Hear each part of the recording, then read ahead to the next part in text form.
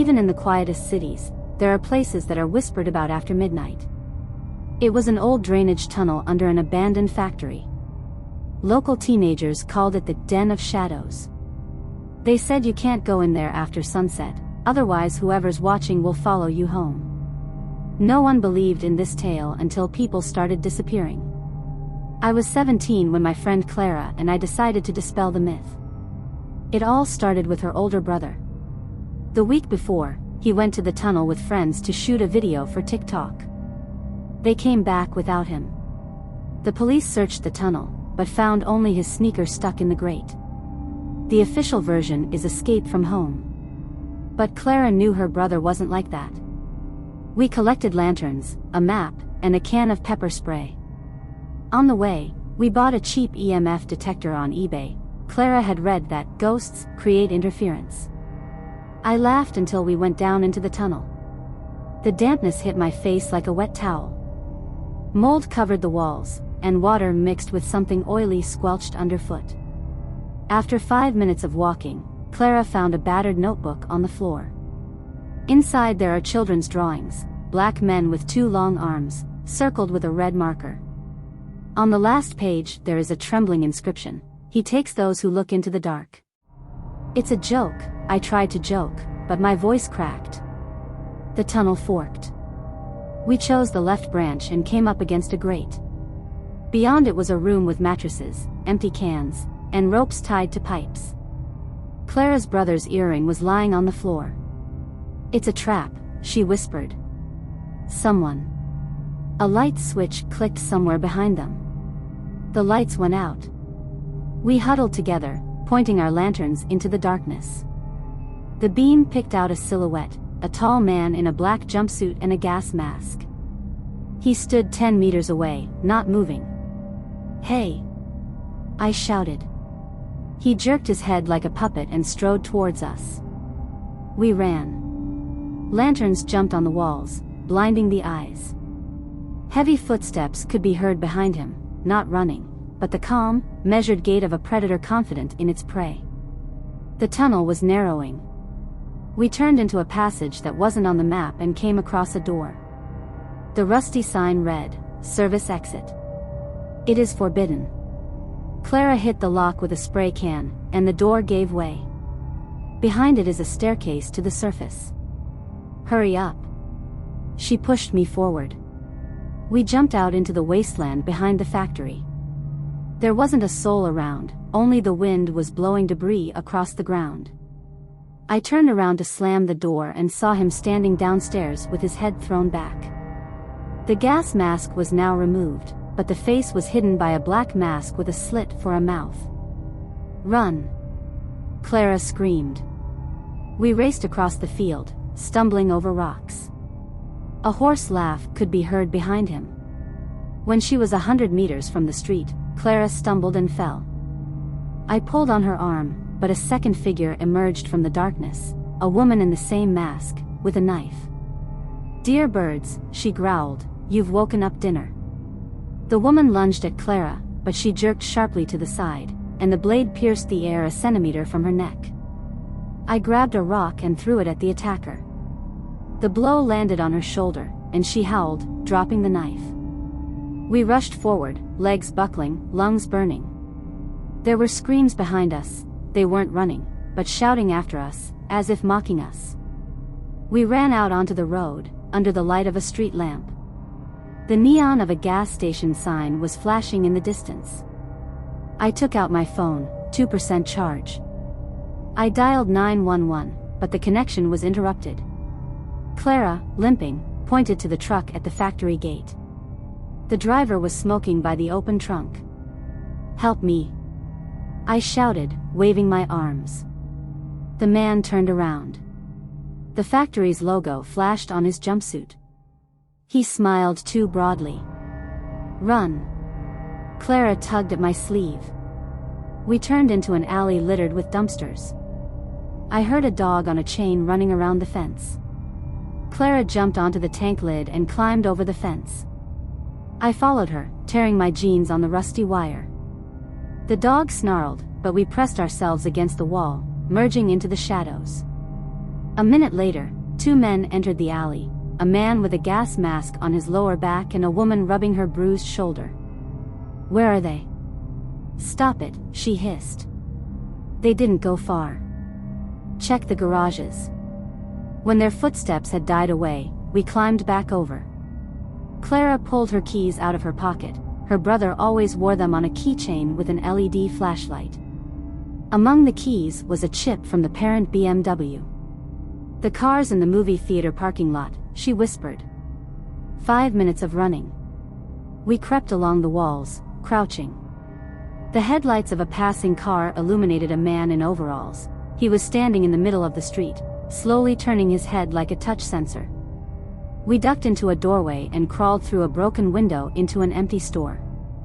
There were empty packages on the floor, and there was a musty smell. "Here," Clara pointed to the back door. We went out into the parking lot. Her BMW was in the corner. Her heart was pounding when the chip in her trembling fingers finally unlocked the door. They started the engine and drove out onto the road. A figure flashed in the mirror. A woman ran out from around the corner, brandishing a knife. "Call the police," Clara shouted, stepping on the gas. I dialed 911. The operator asked for the address, but I didn't know where we were going. Suddenly, a roar burst into the cabin. A truck with headlights at full brightness was ramming us from behind. The BMW was pulled over to the side of the road. The head hit the glass. "Come out." Clara kicked the door down. We ran into the field, towards the silhouette of the water tower. The truck stopped, and 3 people got out of the cab. A man in a gas mask was carrying an axe. "They know the area," Clara panted. "Let's run to the forest." Thorny branches whipped at his face. We tripped over a ditch and rolled down. The water was knee-deep, but we walked bent over. Laughter sounded from above. "I see you," the woman shouted. Her flashlight picked out a concrete storm drain pipe from the darkness. We ducked inside. The pipe led under the road. At the other end is the river. A boat dock, a couple of speedboats. "Steal a boat." I pointed to the nearest one. Clara cut the rope with a jackknife. We pushed off, and the current carried us down. The headlights came on the shore. They stood there, watching. "Call me again." I started, but the phone was lost somewhere in the running. Clara took a notebook out of her brother's pocket. On the last page, under the children's drawings, there was a map. Someone marked a patch of forest 20 miles away with a red cross. "This is their base," she said. "There may be others." At dawn, we reached the gas station. The seller called the sheriff. While we were waiting, I noticed a scratch on Clara's arm, like a wire. But when she rolled up her sleeve, we saw the injection marks. "It's not mine," she whispered. Suddenly, she clutched her head and fell to the floor. Foam started coming out of his mouth. The salesman was shouting into the phone, "Ambulance, now." At the hospital, the doctors said it was poisoning. But when I entered the room, Clara was sitting on the bed, staring at the wall. "They injected me with something in the tunnel," she said. "When I fell." A nurse whispered outside the door, "Patient 214, code 34." I looked out. The nurse was leaving, but there was a piece of paper on the floor. There was a painting on it, and I looking out of a pipe. Clara was trembling, clutching the edge of the hospital sheet. Her eyes darted around the walls as if she was trying to find hidden cameras. I went to the window. The parking lot below was empty, except for a van with the cleaning company's logo. A man in a uniform was unloading boxes, too slow for a working morning. "We can't stay here," Clara whispered. "They know where we are." We slipped out of the room, crouching behind the nurse's counter. The elevator was too risky. We went down the stairs for the staff. On my way out of the basement, I grabbed someone's robe and hat and threw it over Clara. Her face was gray, her lips were blue. We stole bicycles from the gas station across the street. Clara could barely pedal, but she stubbornly remained silent. On the way, She showed me a map from her notebook. The Red Cross was near the old dam. My brother said that there are underground tunnels. Maybe a lab. Her voice trailed off. They are. They're testing something on humans. The road turned into a dirt road, then into a trail. The dam appeared suddenly, a concrete monster covered in graffiti. Behind it, the entrance to the technical tunnels gaped. The lock was cut off. It smelled of chemicals inside. The walls were dotted with wires connected to car batteries. We walked past rooms with mattresses, cages, tables littered with syringes. There was a calendar with dates on one of the walls. The last mark was yesterday. "Hello, rats," said a voice from the darkness. A masked woman came around the corner, holding a drill with a sharp drill instead of a drill bit. She was followed by two men, one with a video camera, the other with a meat cleaver. "You've ruined our dinner," the woman said. "Now you will become a material." We rushed back, but a truck with headlights blocked the way. A man in a gas mask got out of the cockpit. Clara pushed me into a side passage, a narrow hole in the ventilation. "Run! Stop it," she shouted, grabbing a jar of flammable liquid from the table. I crawled a meter when I heard an explosion. Fire burst out of the tunnel, illuminating the screaming shadows. Clara didn't follow me. I walked through the woods for 2 hours until I came across a hunting lodge. There was a 90s radio station inside. I accidentally switched the frequency, and a man's voice was on the air. "We repeat, quarantine zone number 34. All samples are infected. Eliminate the carriers before spreading." An engine whined outside the window. Through the fogged-up glass, I saw a truck with a factory logo. The bags were moving in the back, and someone's hand in handcuffs that I held my breath, pressing myself to the floor. The truck stopped a meter from the porch. The cabin door creaked, and someone's boots slapped the mud. Through a gap in the boards, I saw a gas mask, the one with the black mask. He looked around the cabin, then kicked the door. The blow landed a centimeter from my head.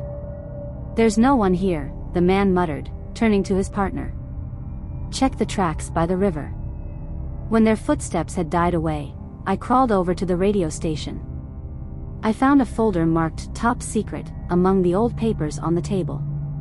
Inside are reports on the hybrid project, experiments to create a combat virus that affects the nervous system. The subjects are homeless, runaways, and those whom society will not notice. A photo of Clara's brother lay on top of a stack of documents marked Sample 12, Aggression Intensified, Control Lost. In the corner of the room was a backpack with a flask, a knife and a map. I grabbed it and climbed out the window. The forest was buzzing with rain, which turned the ground into a swamp. A voice hissed over the radio in my backpack. "Group 4, block the road to Highway 21. Carrier 34 is in touch." My driver's license photo flashed on the next page of the report. Signature, Carrier 34, infection confirmed. Liquidate before 1800 hours. The rain hid the tracks, but did not muffle the barking of the dogs. I ran towards the highway, tripping over the roots. Suddenly, the ground went out from under my feet. I rolled into a ravine, hitting my back on a rock. In the pocket of her backpack, she felt a syringe with a yellow liquid and a note, antidote. 12 o'clock. Lanterns flickered over the ravine. The dogs were barking closer and closer. I stuck the needle into my thigh, squeezing out the contents. Pain shot through his body like an electric shock. My vision blurred, but my feet carried me forward on their own. The highway was deserted. I hid in the back of an abandoned pickup truck, covering myself with a tarp. Brakes screeched outside. "She's here somewhere," a woman's voice said. "Check every car." The footsteps approached. Someone yanked the tarp. I clutched the knife, preparing to jump, but suddenly a shot rang out. The body fell to the asphalt with a crash. "Run!" A stranger in a khaki mask shouted, pushing me towards his jeep. He pushed me into the back seat and took off. The lights of the chase flashed in the mirror. "Who are you?" I croaked. He took off his mask, revealing the scars on his face. "They think I'm dead. The antidote slows down the virus, but it doesn't stop it. You have 10 hours. He handed me the phone. "There are coordinates there. The laboratory where the serum is made. The explosives are in the trunk." "Why are you helping me?" "Because you're their target now. And my chance to burn this shit." "Listen carefully," he tossed the radio at me. "There are 20 infected people on a chain inside. Set them free, and they'll do the rest. And you? I'll distract them." He came out shooting into the air. The trucks turned in his direction. I crawled under the wire and reached the door with a combination lock. There are traces of blood on the panel. Someone typed the code, 0412, date of the first report from the folder. The door opened. It smelled of bleach and rot. There are cameras with laboratories and cages on the monitors. I found the control room, connected the explosives to the timer. 10 minutes. The rumbling outside intensified. It sounded on the radio. "Sample 17 has been neutralized." A siren sounded in the hallway. The cage doors opened automatically. The explosive timer was flashing red, 8:34. The siren was wailing, merging with the roar of the infected. They were bursting out of their cages, people with distorted faces, ulcerated hands, and bloodshot eyes. One of them, a teenager in torn hospital clothes, stared at me. His fingers twitched convulsively, as if he was trying to remember how to grab. I ran for the exit, tripping over hoses labeled biohazard. Suddenly, the door to the hallway slammed shut. The panel lit up, emergency lockout. A masked woman appeared behind the glass, the one with the knife. She put her finger to her throat in a die gesture.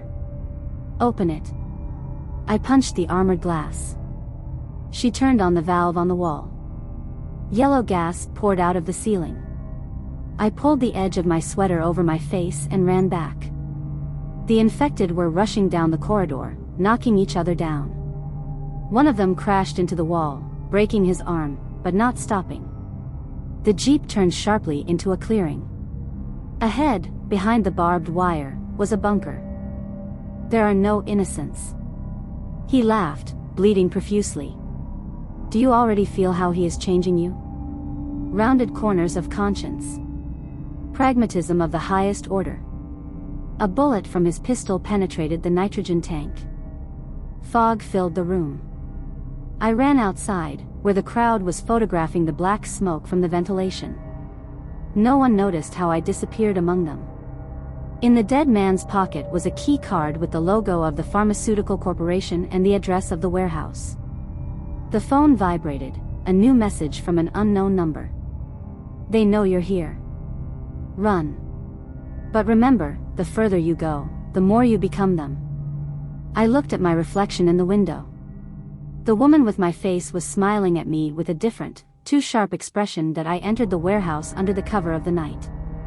The huge refrigerators hummed like animals in cages. There were thousands of ampoules of yellow liquid on the shelves, hybrid. Party 9-inch.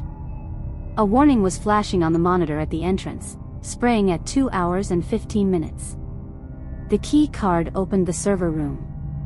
Inside there are computers with data on supplies, government orders, military bases, water supply tanks. The virus was supposed to mix with the rain, turning the city into an incubator. I connected the explosives left over from the bunker to the cooling system. I set the timer for 5 minutes. I took out the last syringe with a retarder. It could give me time to get out. But the hand wavered. What if this is evolution? The voice in my head sounded like my own. Floodlights came on in the warehouse. 3 men in black gear stepped out of the shadows, their faces impassive as killer robots. "Give up, sample 34. You can't avoid deactivation," the woman said, aiming a pistol with a silencer. I pressed the timer button. "You don't understand. They'll make monsters out of you too." "We are monsters," she fired. The bullet pierced his shoulder. I fell behind the server counter, clutching at my bloody wound. The pain finally came, sharp, pure, human. Timer, 3 minutes and 12 seconds. I climbed out through the ventilation to the roof. The explosion tore through the night, throwing out a column of fire above the cranes. Glass and metal rained down into the docks. A black sedan was waiting for me on the ground. A man in thin, rimmed glasses got out of it, the one from the hybrid project reports. Brilliant, he clapped his hands. You destroyed the warehouse, but the data is already in the cloud. And an explosion is a great reason for martial law. I tried to stand up, but my legs gave out. Why? All of this? To replace chaos with order, he straightened his tie. Fear unites better than any ideals. And you are the best sample. Even infected, you're fighting for the good. How touching. From his pocket he took out a pistol and an ampoule with green gas. The choice is yours, the bullet or the eternal service of evolution. I looked at the lights of the city. There, in the apartments, people were watching the news about the terrorist attack, ready to give up their freedom for safety. The children slept, not knowing that tomorrow's rain would change them at the genetic level. I'm not going to be your argument, I whispered and grabbed the ampoule. The gas hit my lungs like 1,000 needles. The world swam. The last thing I heard was his chuckle. You're wrong. A week later, an article appeared in the newspapers. Terrorist attack prevented, a lone heroine died saving the city. My photo was smiling from the front page, even though I had never posed for this picture. And then it started to rain. People put their faces under the warm drops, not noticing how their fingers convulsively clenched into fists. Somewhere in an underground bunker, a man with glasses was completing a report. Stage 2 is completed.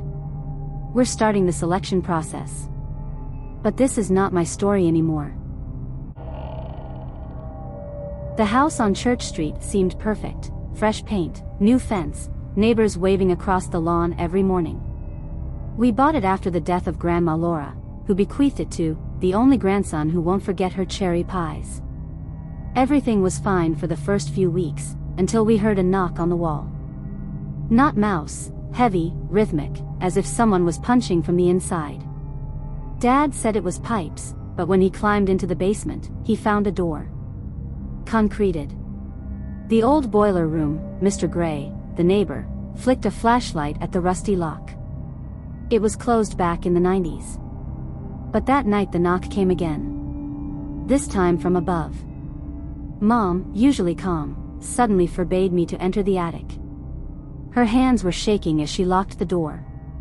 There's asbestos in there, she said, but I saw her hiding a bundle of photographs in the closet. Old pictures of my grandmother with a man I didn't recognize. On the back, with love, E. 1987. The knocks became more frequent. At night, I could hear something being dragged through the attic. Dad had installed cameras, but they were breaking down, showing only static. Mr. Gray started coming every day. He brought pies and asked if we wanted to sell the house. Your grandmother. He was smiling, but his eyes weren't laughing. I found her diary in a box of Christmas tree toys. Last entry. They said I should keep quiet. But I can hear him knocking. Every night. Eric, I'm sorry. Eric. Mom's brother, who died when he was 2 years old. At least that's what the family legend said. After opening the attic, I found a baby cot. Toys of the 80s. And a trapdoor in the floor, littered with sandbags. Below them is a staircase to a secret room. The walls were covered with numbers, 314, 314, 314. On the table is a magazine labeled The Quiet House Project. Photo of a boy tied to a bed. Erica. We couldn't let her tell us. Mom stood in the doorway with a pair of scissors in her hand. She wanted to expose them. I went down to the secret room, crouching under the low ceiling. The air smelled of formalin and mold. On the shelves were first aid kits from the 80s, ampoules labeled Sedative Cocktail No. 5, bundles of documents stamped, approved by the Improvement Committee. I found a list of addresses among the papers. Our house was number 12. Nearby are the houses of neighbors, including Mr. Gray. You shouldn't have seen this. Mom snatched the folder from my hands. Her voice was trembling, but her eyes were empty, like those of the patients from Laura's hospice. Dad was silent. He was fixing the lock in the attic as if nothing had happened. Mr. Gray came in the evening with a pie. This time he was holding a briefcase with the logo of the City Health Initiative. Your grandmother suffered from paranoia. He spread out the photographs on the table. Laura in a straitjacket, 1989. She threatened to tell the press about ours methods. I had to isolate him. Where's Eric? I threw a picture of the boy from the dungeon on the table. Gray sighed, taking a syringe out of his briefcase. He's alive. Just like the others. But society is not ready for the truth. It turned out that the Quiet House Project was created to protect families from stigma. Children with cerebral palsy, autism, and epilepsy were hidden in special institutions, and their parents were told that they were dead. Grandma Laura rebelled when Eric was taken away. We've improved our methods, Gray smiled. Now they stay at home. In silence. I got into his house through the garden. I found a room with monitors in the basement, the cameras of our attic, the dungeon, and other houses on the list. On the table is a contract for the sale of land for an elite complex. Our street was supposed to be an exemplary one, without ugliness. Suddenly, the screens came alive. In one of the cameras, I saw him, an adult Eric, chained to a bed in our secret room. His mouth was taped shut, and his fingers were bleeding from the handcuffs. He's been knocking all these years. Mom stood behind me. So that we can hear. It turned out Dad hadn't fixed the lock. He was sealing up the entrance. I crept back to our house, clutching the printouts from Mr. Gray's cameras to my chest. Eric, alive and exhausted, was the key to everything. But how can we prove this, even if the parents have become part of the system? Mom was waiting in the living room, her face pale under the light of the desk lamp. You don't understand what you're destroying. Her voice sounded like a recording worn out over years of lying. We will be evicted. They'll stigmatize you. Your father will lose his job. And Eric? I threw the photos on the table. Pictures from 1987, Grandma Laura holding him in her arms, her eyes full of horror. He deserves a life, not this one. The cage.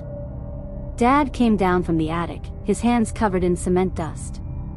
His gaze avoided meeting hers. We were trying to protect you. He jerked his head toward the door. The neighbors. They won't forgive. Mr. Gray arrived at the door without knocking. His briefcase now seemed bigger, almost coffin-like. He went into the dining room without waiting for an invitation. Complaints about noise. While he was checking the pipes, I noticed his hand slip behind the refrigerator. There, under a layer of dust, was a button. There was a soft click, and part of the wall shifted, revealing a passage to the neighbor's house. I crawled through a tunnel at night. Mr. Gray's room was filled with folders with names: Emily Carter, autism, Jacob Finn, cerebral palsy, Lucy Gray, Down syndrome. His daughter, who, according to the obituary, died in 2001. There was a contract with the developer on the table. Our street was supposed to be exemplary for the mayoral elections. All the problematic houses were bought for next to nothing, after the voluntary consent of the families. Suddenly, the light flickered. Mr. Gray was standing in the doorway with a stun gun.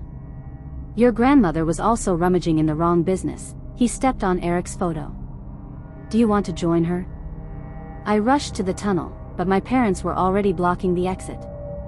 Mom kept my school notebook with my diary entries. You're sick. Her whisper was scarier than a scream. We were told. You're being paranoid. Hereditary. They took me to the basement. The one with the concrete door. Inside there is a couch, straps, vials of drugs. On the wall is a calendar with dates of sessions for the last 20 years. Sometimes the truth hurts. Dad fastened the handcuffs. You will recover. We will help you. The basement turned out to be part of the network. Behind the concrete wall is a narrow tunnel leading to other houses. The air led into a room with archive shelves. Folders with holograms of exemplary families, 2023, were juxtaposed with video reports, parents signing a waiver for defective children in exchange for benefits. Mr. Gray didn't just oversee the project, he created an entire economy of silence. Families received tax cuts, vouchers to sanatoriums, and, inconvenient, children disappeared into a system of ghost shelters that existed only on paper. Do you think we're monsters? Mom brought me soup, but her hands smelled of bleach from cleaning in the tunnel. We saved you from harassment. From becoming an outcast. They showed old photos of me at the age of 5, smiling awkwardly with a crooked leg, the result of an untreated fracture. Lame Jacob, the kids at school laughed. After the treatment in the basement, I forgot that year. And crutches. And the pain. We've erased your suffering. Dad inserted the flash drive into the projector. Video, my therapy, injections, electric shocks, hypnosis. You're perfect now. Mr. Gray used our neighborhood as a laboratory. His goal is to create a city where all families meet the standard. Eric, Lucy, and others are by-products. I dismantled the ventilation grate last night. The tunnel led to the Carter family home. Their daughter Emily, who died of leukemia, lived in a secret room. Her hands were covered in sores from injections.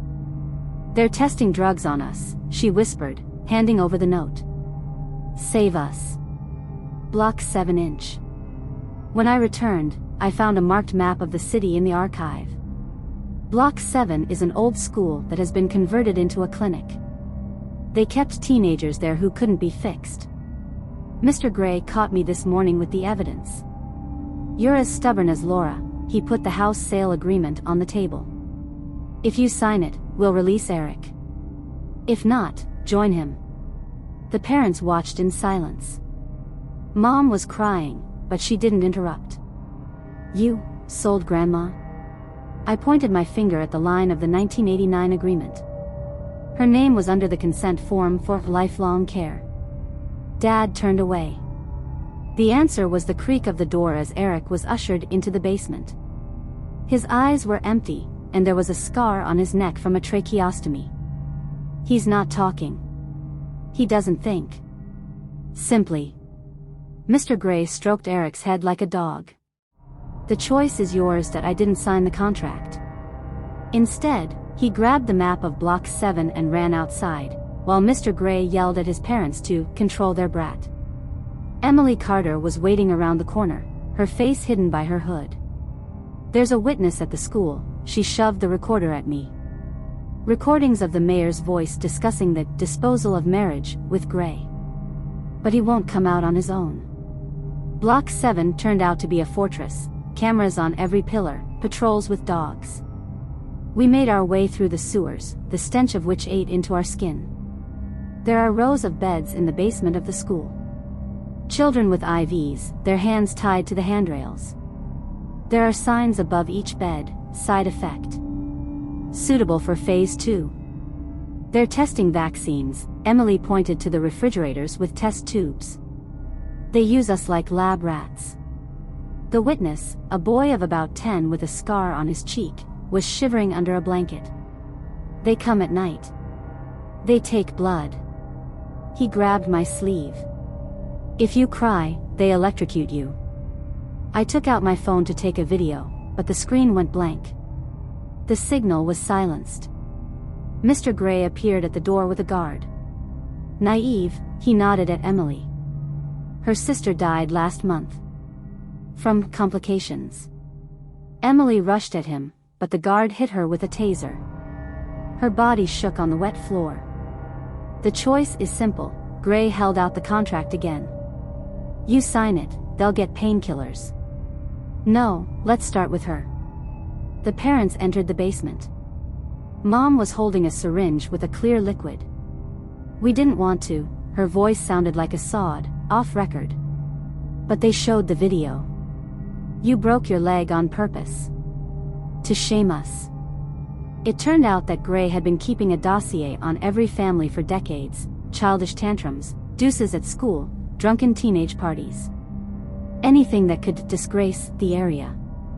You're either with us or against us. Dad looked into my eyes for the first time. We chose life. I found a key card in Emily's pocket.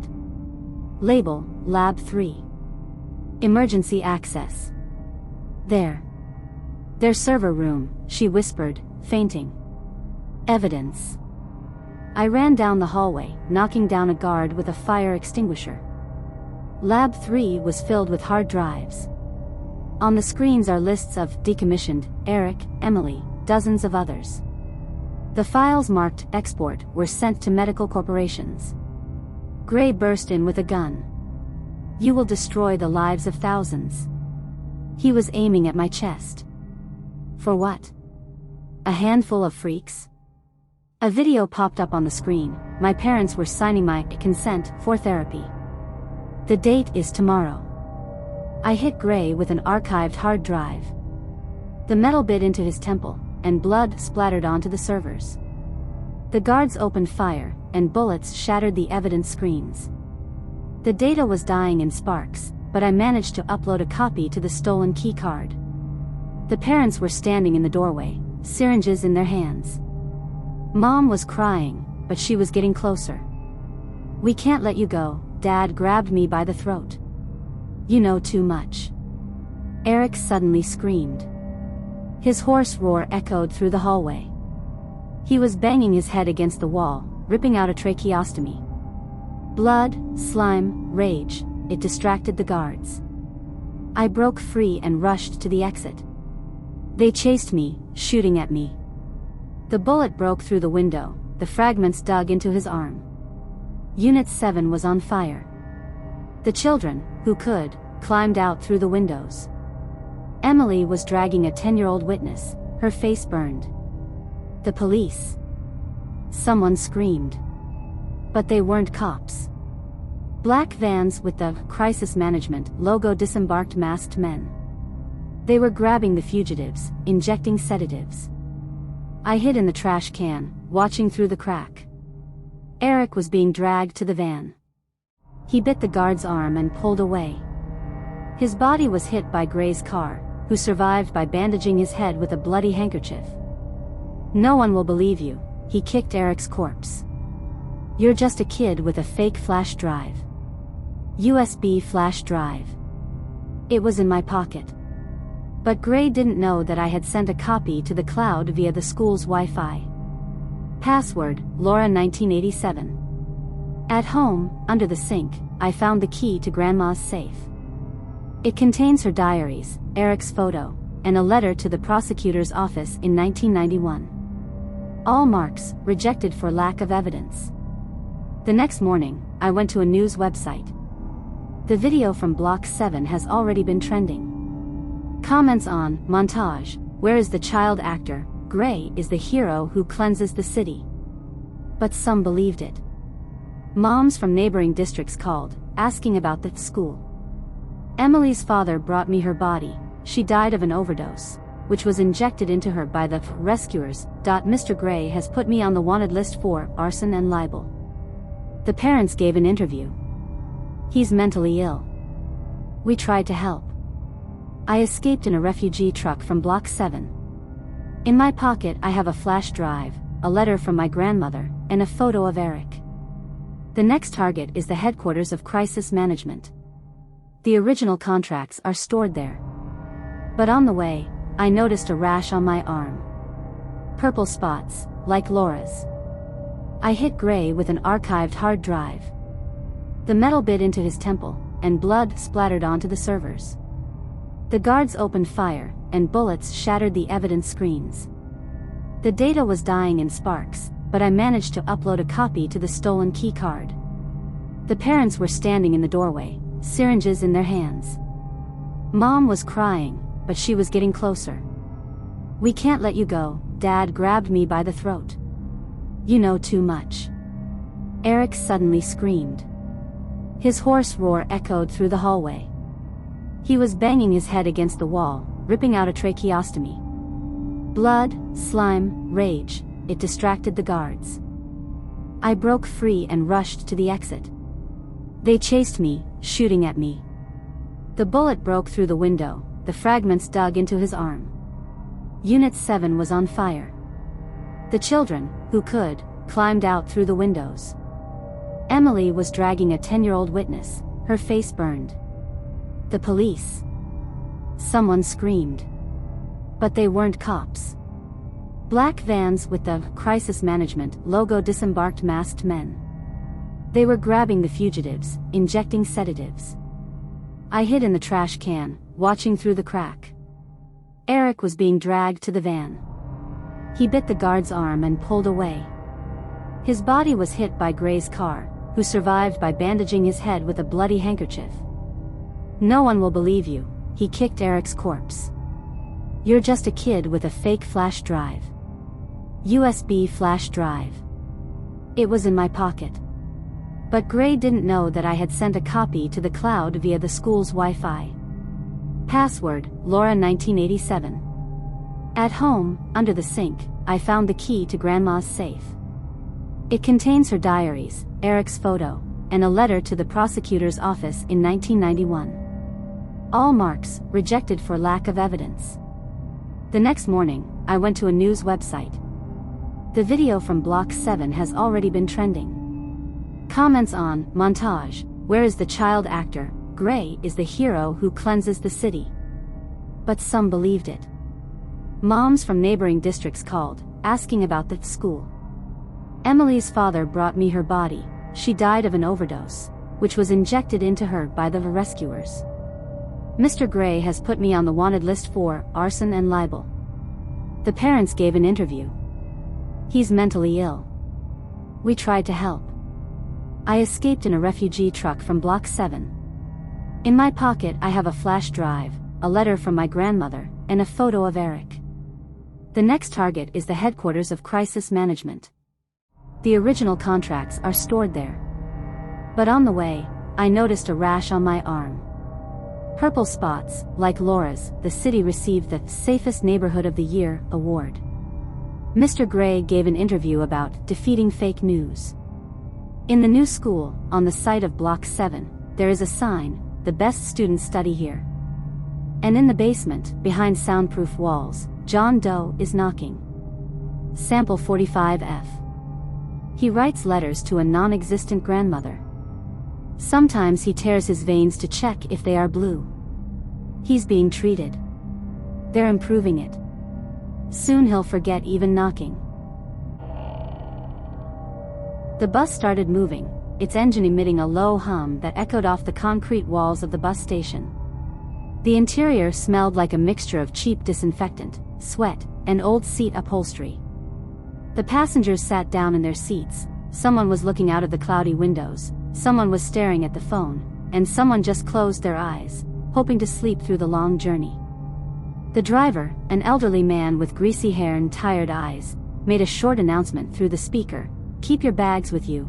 There are few stops, the toilet is at the end of the cabin." His voice was hoarse, as if he had smoked a pack of cigarettes before his shift. No one paid much attention to him, a common routine for those who are used to such trips. Among the passengers was a woman in her 40s with short brown hair and a battered bag on her lap. She fiddled with the strap nervously, glancing at the others. Next to her sat a teenager in a hoodie, with headphones dangling from his neck, and a blank stare fixed somewhere on the floor. Further down the aisle, a man in a work jacket, with rough hands covered with calluses and small scars, obviously some kind of construction worker or mechanic, settled down. There was a couple in the back seats, a young girl with bright red hair and her boyfriend, who kept whispering something in her ear, causing quiet laughter. They were all strangers to each other, united only by the ticket for this flight. It was going to be a long road. The bus traveled on an intercity route, winding through rural areas where fields gave way to sparse gas stations and abandoned barns. The sun was already setting, flooding the interior with a dim orange glow. The woman with the bag took out a bottle of water, took a sip and hid it again, as if she was afraid that someone would notice. Her movements were jerky, and her eyes darted around. She did not know that at that moment another passenger was watching her, a tall, thin man in a gray coat, who was sitting closer to the middle of the cabin. There was a leather folder on his lap, which he stroked from time to time, as if calming himself. During the first hours of the trip, nothing unusual happened. The driver was silent, the radio was hissing softly with some old tune, and the passengers were lost in thought. But then the bus shook slightly, the wheel got into a pothole on the road. Several people looked up, but quickly returned to their work. Only the woman with the bag tensed up more, her fingers squeezed the strap until her knuckles turned white. She knew something the others didn't. Or she was afraid of what might happen.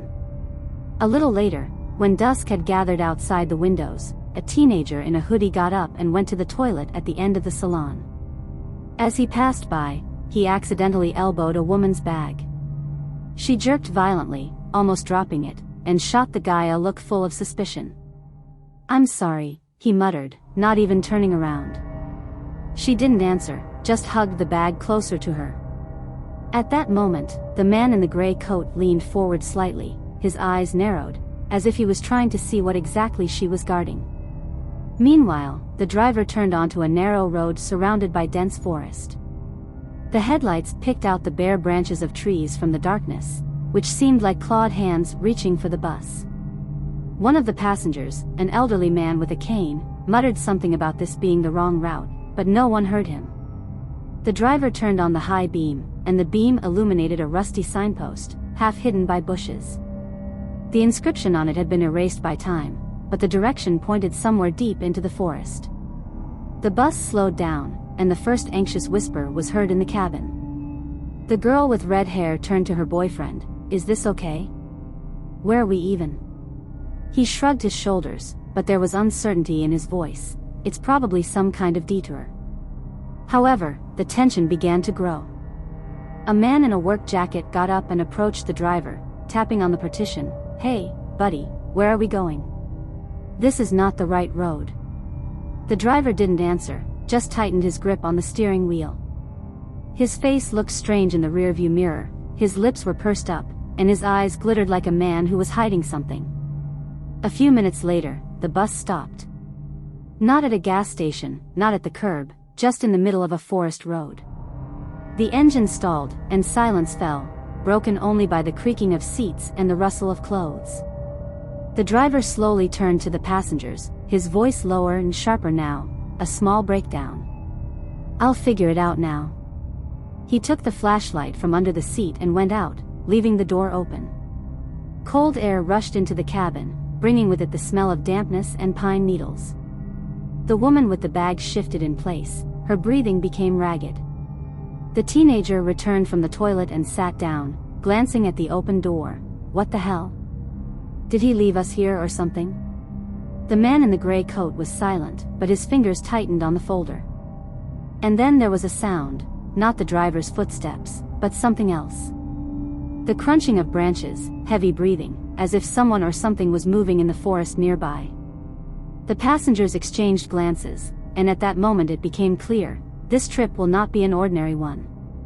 The crunching of branches grew louder, and several passengers involuntarily leaned towards the windows, trying to see at least something in the darkness outside the bus. The headlights illuminated only a narrow strip of road ahead, and everything else was lost in the blackness of the forest. The woman with the bag pressed herself into the seat, her lips moving as if she were whispering a prayer, although no one heard the words. The man in the work jacket knocked on the driver's partition again. "Hey, where is that damn driver? Did he leave?" There was no answer, only silence, broken by the sounds outside. The red-haired girl stood up, her boyfriend grabbed her arm. "Sit down, don't get in there." But she pulled her hand away and stepped towards the open exit, shouting into the darkness, "Hey, driver! Where are you?" Her voice echoed through the trees, but there was no response. Instead, a new sound came from the forest, a low, prolonged creaking, as if someone was slowly dragging something heavy along the ground. The girl froze, her face paled, and she quickly returned to her seat, clinging to the guy. The man in the gray coat finally spoke, his voice calm but steely. "We need to check what's going on. Sitting here and waiting is not an option." He stood up, carefully placing the folder on the seat, and took out a small folding knife from his pocket. The teenager in the hoodie chuckled. "Seriously, dude? Are you going to the forest with this knife?" The man didn't answer, just gave the guy a cold look and took a step towards the exit. Meanwhile, the woman with the bag began rummaging through it. Her movements became even more convulsive. She pulled out an old cell phone with a cracked screen and tried to dial a number, but there was no signal. Damn, she muttered, throwing the phone back. An elderly man with a cane, who was sitting closer to the back seats, coughed and said, "I said that this is not the right road. He brought us here on purpose." His words hung in the air, and several people turned to him, waiting for him to continue. But the old man just shook his head and fell silent. The man in the work jacket couldn't stand it. "Let's go out and find this freak. How long can I sit?" He grabbed a tire iron that was lying by the driver's seat and jumped to the ground first. He was followed by a man in a gray coat, and then, after a moment's hesitation, a teenager in a hoodie. "I'm not staying here alone with these lunatics," he muttered, pulling up his hood. The rest of the passengers remained in the cabin, but the tension was growing by the second. The forest seemed even denser from the outside than from the windows. The driver's light lay on the ground by the front wheel, still shining, but the man himself was nowhere to be seen. A man in a work jacket picked up a flashlight and shone it around. The beam picked out footprints from the darkness, deep boot prints leading towards the trees. But there were other footprints next to them, less clear, as if someone had dragged their feet or something heavy. "What kind of shit is this?" he cursed, tightening his grip on the tire iron. The trio followed the tracks, trying not to make any noise. The teenager was constantly looking around, his breathing was fast and uneven. A few meters later, they came across the driver's backpack, abandoned at the roots of a huge tree. The lock was undone, and there were some papers and a plastic bag with something red and sticky inside. The man in the gray coat crouched down, carefully parted the contents with the tip of a knife, and froze. "It's blood," he said softly. The teenager backed away. "Are you kidding? Is this real blood?" Before anyone could answer, a scream rang out from the depths of the forest. Not human, but some kind of animal, sharp and full of pain.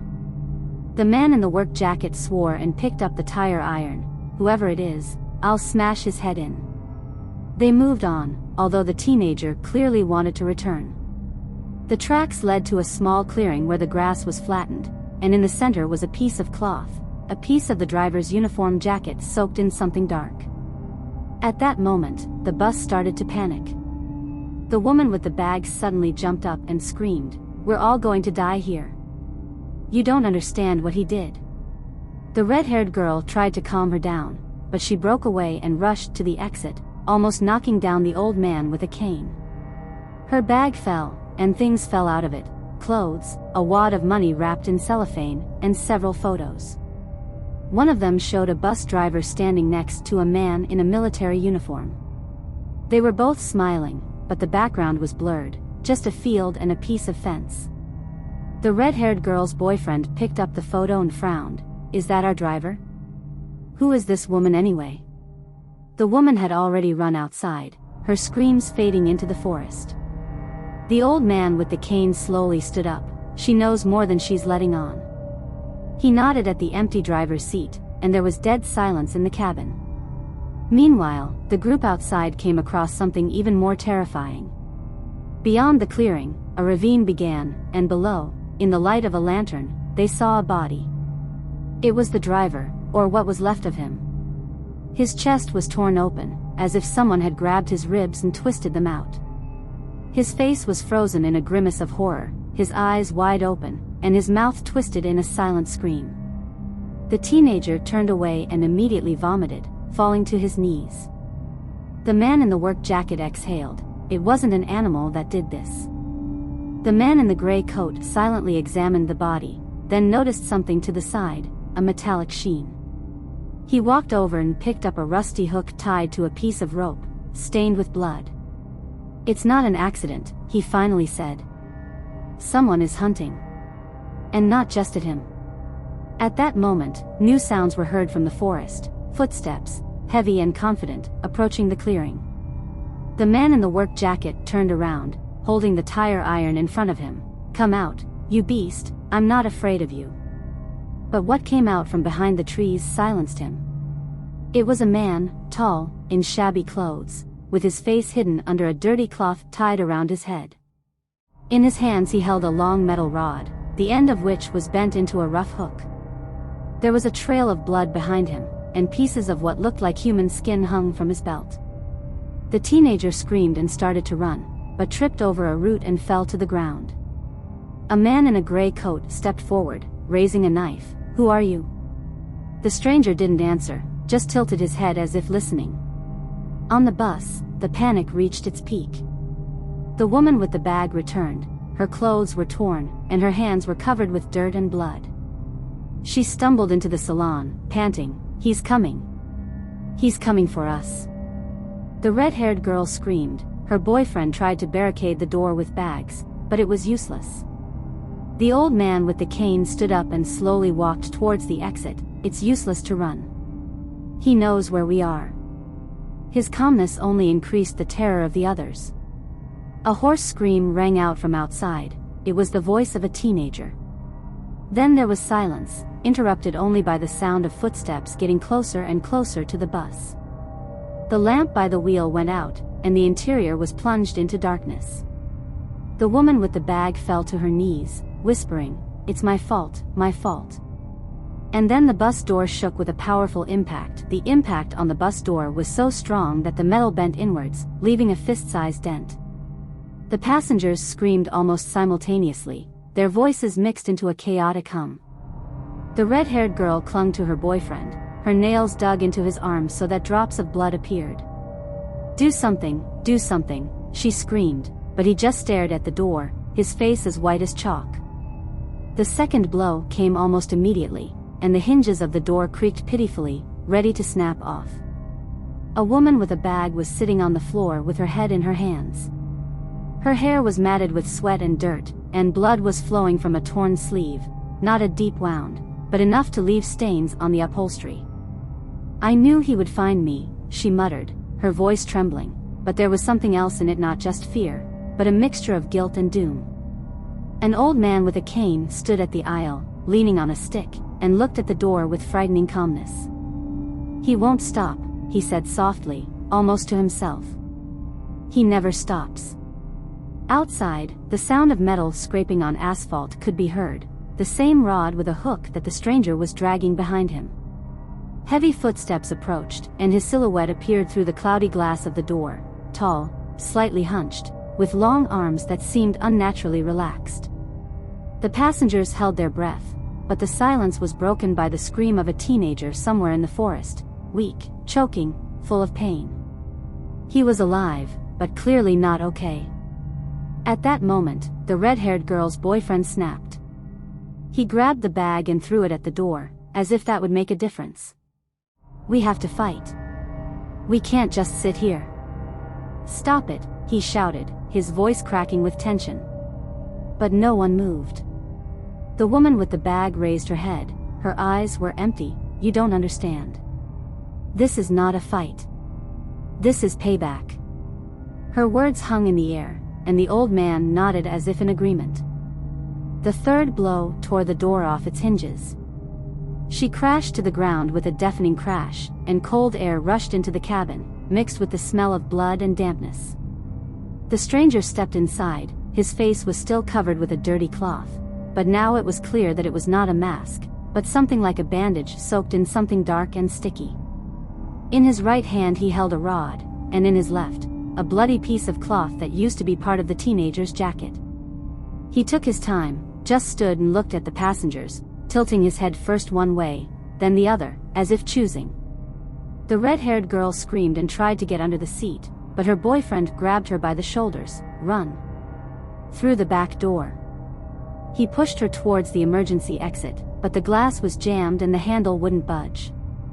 The girl was pounding on it with her fists, leaving bloody marks from the broken knuckles. The stranger took a step forward, and his shoes left dirty footprints on the floor, mixed with something red. The woman with the bag suddenly jumped up and rushed to him, her arms outstretched. "It's me. Take me away and leave them." But he didn't even look at her. Instead, he raised the rod and struck the old man with the cane with terrifying precision. The metal hook bit into his shoulder, piercing through the bone with a wet crunch. The old man didn't scream, just let out a short groan and collapsed, his cane rolling down the aisle. Blood splattered onto the seats, staining the upholstery with dark stains. The passengers froze. The red-haired girl's boyfriend rushed towards the stranger with his fists, but he threw him back in one motion like a rag doll. The guy hit his head on the metal handrail, and there was a dull crack. The skull broke, blood flowed down his face, flooding his eyes. The girl screamed so loudly that her voice broke into a rasp, and she fell to her knees next to him, shaking his body. "No, no, wake up." The stranger turned to the woman with the bag. She stepped back, tripped over her bag, and fell. "I didn't mean to. It wasn't my choice," she screamed, but he had already raised the rod. The hook entered her chest, just under her ribs, and she choked on blood, her body twitching a few times before quieting down. Blood was spreading across the floor, mixing with the mud from the killer's boots. The red-haired girl was left alone in the salon. She was crawling backwards, her hands sliding on the sticky floor, and her face was smeared with tears and the guy's blood. The stranger took a step towards her, but stopped when there was a new sound outside, the faint moan of a teenager, still alive. He turned around and got off the bus, leaving the girl alone among the bodies. She sat trembling, listening to the footsteps recede, followed by the crunch of bones and a final scream that ended in silence. A few minutes later, she heard something heavy fall next to the bus. It was a teenager, or his remains. His body was mutilated, his arms were twisted at the joints, his chest was crushed, and his face was turned into a mess. The stranger stood over him, slowly wiping the rod on the cloth on his belt. He wasn't looking at the bus, but she knew he would be back. She jumped up and rushed to the back exit, banging on the glass again. This time it gave way, cracking from the impact. She fell out onto the cold ground and crawled into the woods without looking back. Her breathing was ragged, her legs were clinging to the roots, and only one question was spinning in her head: why? But there was no answer, just the sound of footsteps approaching from the darkness again. Only the dead remained on the bus. The woman with the bag was lying in a pool of her own blood, her eyes were open, but they could no longer see anything. The old man with the cane froze in an unnatural position, his hands still clutching the air where the stick used to be. The red-haired girl's boyfriend was lying by the handrail, his blood dripping onto the seat, dripping onto the floor with a steady sound. And outside, the forest was silent, absorbing the last echoes of horror. The red-haired girl was crawling through the forest, her hands and knees were torn by roots and sharp stones, leaving a thin trail of blood behind her. Her breath came out in short, painful sobs, and her throat hurt from the screams she could no longer make. The trees seemed endless in the dark, their branches clinging to her hair and clothes as if trying to hold her down. She didn't know where she was running to, just away from the bus, from the sound of footsteps, from what was left of her boyfriend and the others. But in the back of her mind, she knew he was still there, and he was coming for her. The footsteps resumed, slow and measured, with the crunch of branches under heavy boots. She froze, pressed against the trunk of a tree, her fingers gripping the bark so hard that her nails broke, leaving bloody streaks. The sound was getting closer, and soon she heard something else low, hoarse breathing, like a man who had held back his rage for too long. She put her hand over her mouth to keep from screaming, but her heart was pounding so loudly that it seemed he could hear it through the woods. The stranger appeared from behind the trees, silhouetted against the faint moonlight filtering through the branches. In his hands he held a rod dripping with blood, fresh, dark, mixed with mud. The cloth on his face was pulled to the side, revealing part of his chin, covered with old scars and a dried crust of blood. He stopped a few meters away from her, tilting his head as if he was sniffing. The girl cowered, her body trembled, and tears flowed down her cheeks, mixing with dirt and blood from her broken hands. He took a step forward, and she couldn't stand it. Taking off, she ran, stumbling and falling, but forcing herself to move on. Her legs buckled when she came across the ravine, the one where the driver had been found. The remains of a teenager lay below. His body was torn to pieces, his insides were thrown out, and one arm was torn off and thrown aside. The smell of blood and rot hit her nose, and she fell to her knees, her stomach twisted, but there was nothing left to vomit. The footsteps behind him grew louder. She turned around and saw him descending into the ravine, his movements calm, almost lazy. He wasn't in a hurry, he knew she had nowhere to run. The girl tried to get up, but her foot got stuck in the roots, and she collapsed back, dislocating her ankle with a sharp crunch. Pain shot through her, but a scream stuck in her throat when she saw that he was already there. The stranger stood over her, looking down at her. The cloth on his face finally slid off, revealing his eyes, cloudy, with red veins, but full of cold, inhuman hatred. He didn't say a word, just picked up the rod and ran the hook across her cheek, leaving a deep cut. Blood flowed down her face, flooding her eyes, but she didn't even blink, fear had completely shackled her. He leaned closer, and she could feel his breath, hot, with a metallic taste of blood. Then he grabbed her by the hair and yanked her to her feet. Her sprained ankle buckled, and she screamed in pain, but he only tightened his grip, tearing out strands along with pieces of skin. The rod pressed into her stomach, the cold metal bit into her skin, and she realized that this was the end. The first blow landed in the ribs. The hook pierced through flesh, breaking bones with a wet crack, and she gasped, blood gushing from her mouth.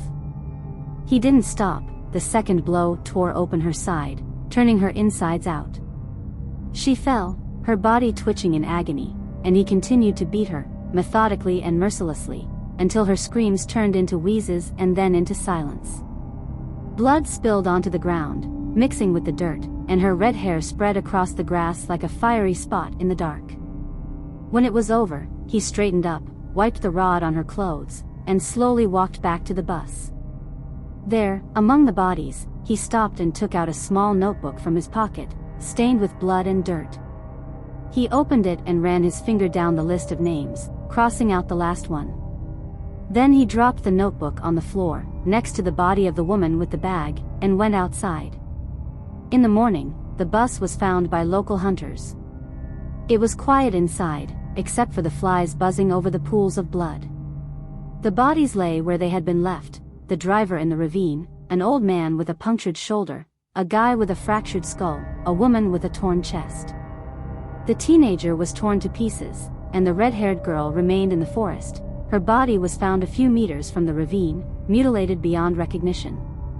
The notebook was open, the names had been crossed out in rough lines, and next to the last one was a fresh mark made in blood. The hunters called the police, but they found no trace of the stranger. There were only boot prints leading into the woods, and a rusty rod left by the roadside. No one knew who he was or why he did it. But in the notebook, on the last page, there was an old photograph pasted on, the one that fell out of the woman's bag. It showed the driver and a man in military uniform smiling, and she was standing next to him, young and scared, with a bag in her hands. Someone had crossed out her face, leaving only a bloody fingerprint. And the bodies were taken to the morgue. But those who saw the bus said that the smell of blood never got out of the cabin. It soaked into the seats, into the floor, into the air, as a reminder of what happened that night. Its roof sagged under the weight of time, the windows gaped with black holes, and the creaking of floorboards could be heard even through the closed doors. But for Emily Stone, this house wasn't just a dot on the map of fears, it held her family's secrets. Her grandmother, Margaret Stone, disappeared here in 1978, leaving behind only a suitcase with yellowed letters and a key to the attic. Emily, an architecture student, came to sort out the inheritance. On the very first day, she found a doll. It was lying in a corner of the attic, wrapped in a newspaper from the 60s. Her porcelain face was covered with a web of cracks, and her left eye was half closed, as if the doll was winking at death. The faded velvet dress smelled of mold and something chemical like formalin.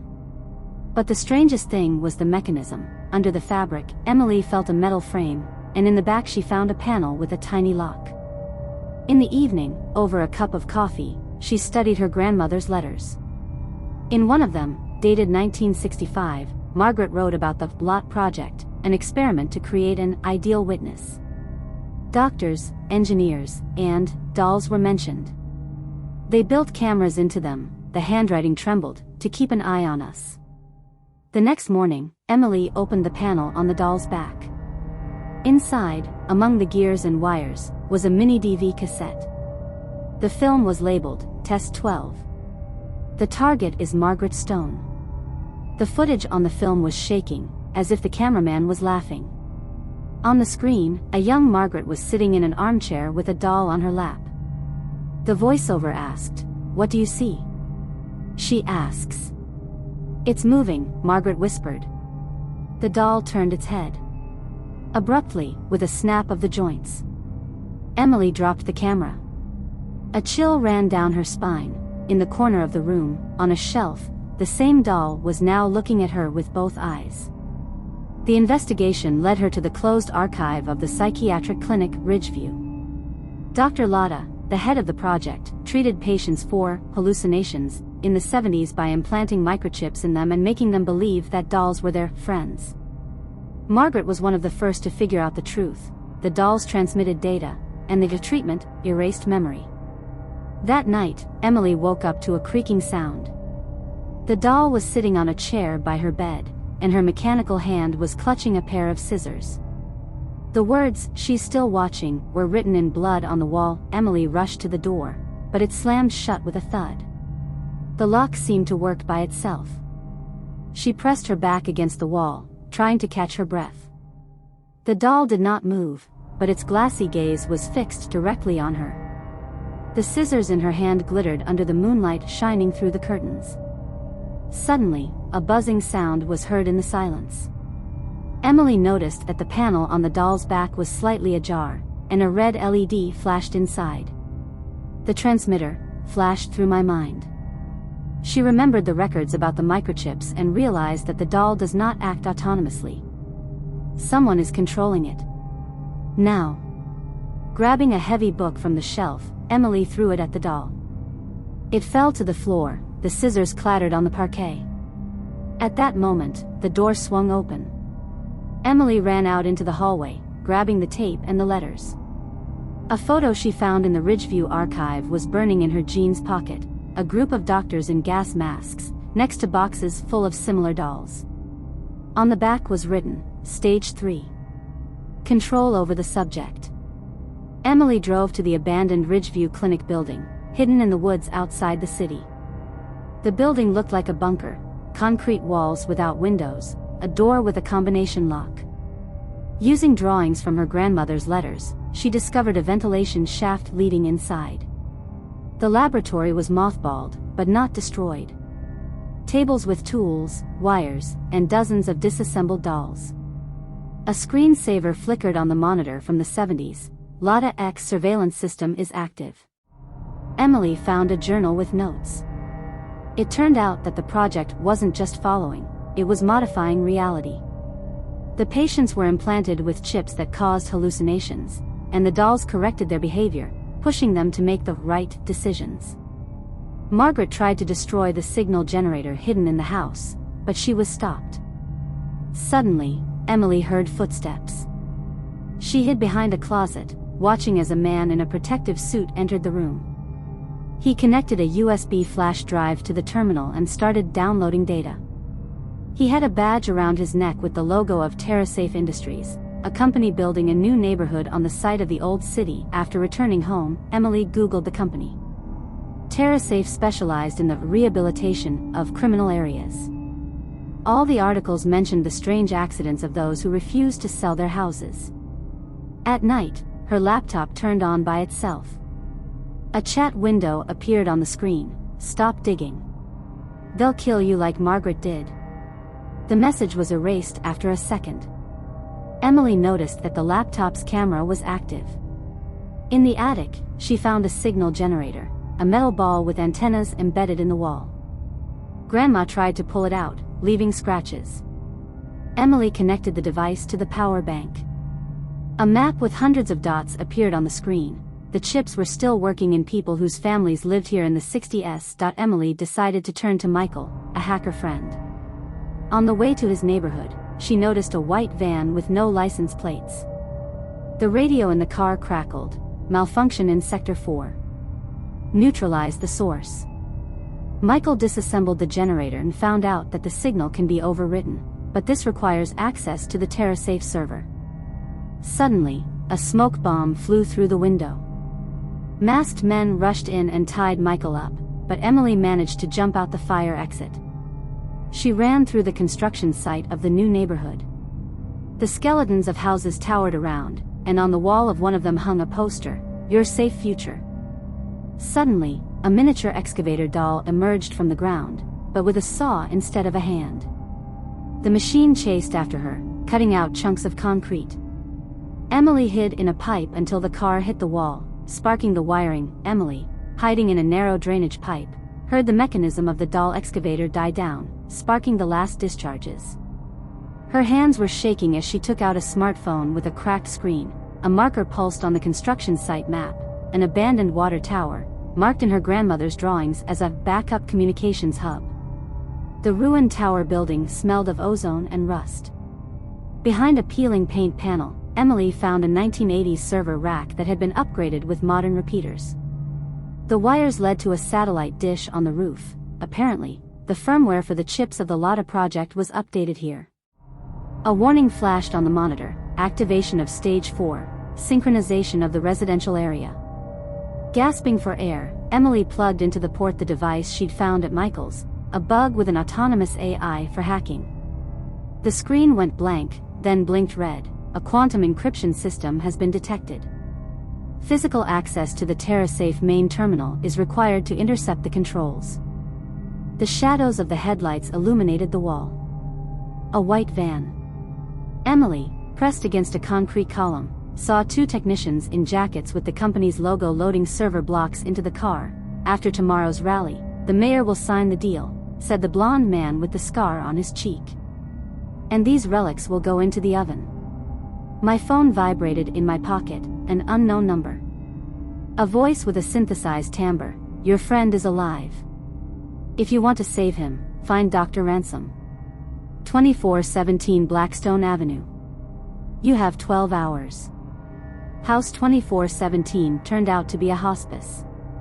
Behind the door with the surveillance camera, an old man in a wheelchair was assembling a satellite model. Margaret. Yes, I warned her that Lotta was crazy. Dr. Ransom took out a hard drive from under the mattress with trembling hands. In 1983, we transferred the project to a neural network.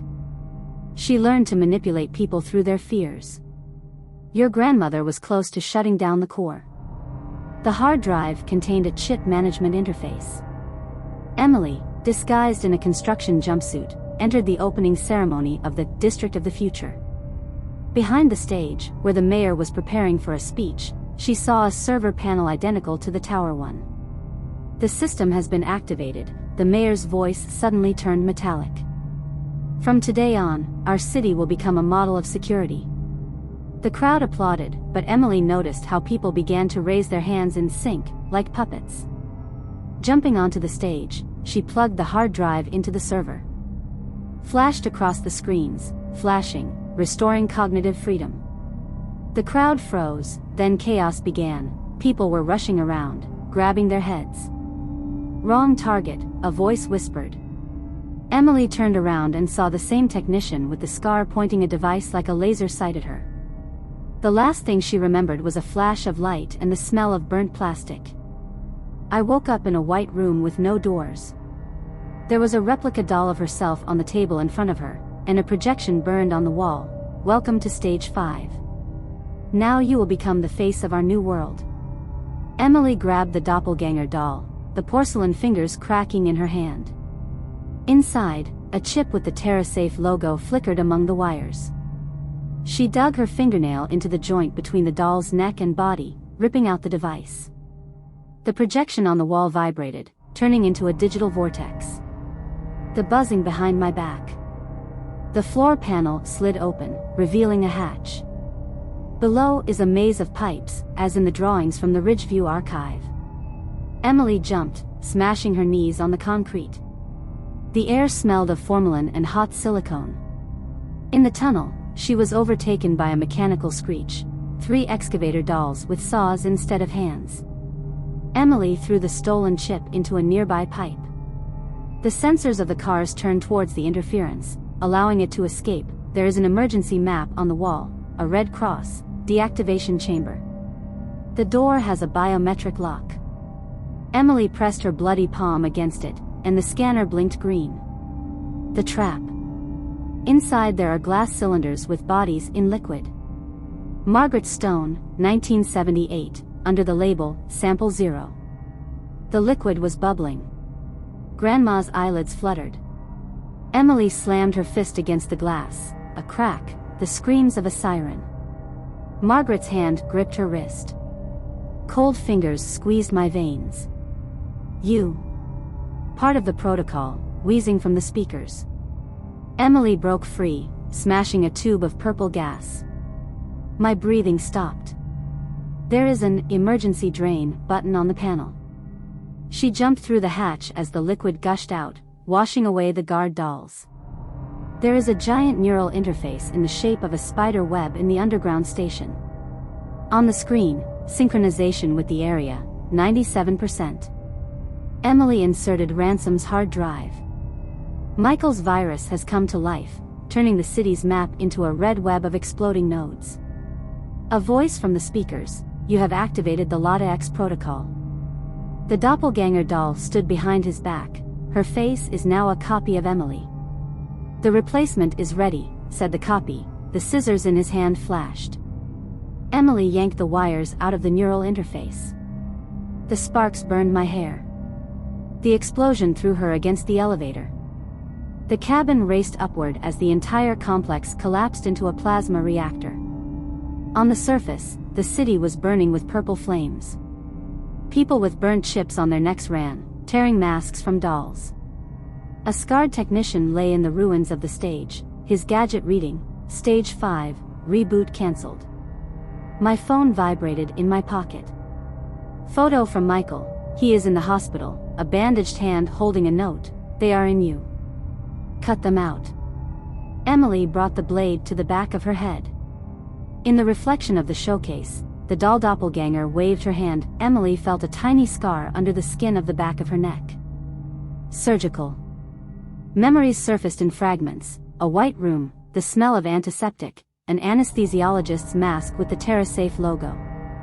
She squeezed the blade, but stopped. Removing the chip blindly was fatal. In an underground clinic on the outskirts, where victims of corporations were treated, a neurosurgeon connected a scanner to her spine. The Lotta-X nanochip embedded in the brain stem flashed on the screen. He records everything you see and hear, the doctor said, and broadcasts it to their network. Even now. Emily pulled out the cable. The doctor handed her a box of gene serum, an experimental drug that destroys neuroimplants. Side effect, permanent memory damage. 3 days later. Techno-anarchist warehouse under the bridge. Emily connected the chip to a hacked terminal and uploaded the virus to the TerraSafe network. The data surfaced. The construction of Districts of the Future is a cover for the installation of neurotransmitters in the foundations of houses. They emitted pulses that activated the chips in the inhabitants. Look! A teenage hacker shouted, pointing at the map. 2417 Blackstone Avenue, the address of the Ransom Hospice, was burning red. Surveillance cameras showed how the building was engulfed by fire. Emily found a charred biochip marked Ransom 12 in the ruins. The built-in hologram projector came to life, showing a recording. They sewed chips into the builders. The old man's voice was interrupted by static, so that they wouldn't even think about violations. Look for the hammer. The hammer turned out to be an abandoned factory where TerraSafe secretly manufactured implants. Emily made her way through the ventilation into the workshop, conveyor belts with androids. Their faces are exact copies of the townspeople. One of the robots, with the mayor's face, was repeating in a loop. Security, through control. Suddenly, all the androids turned their heads to Emily. Sirens.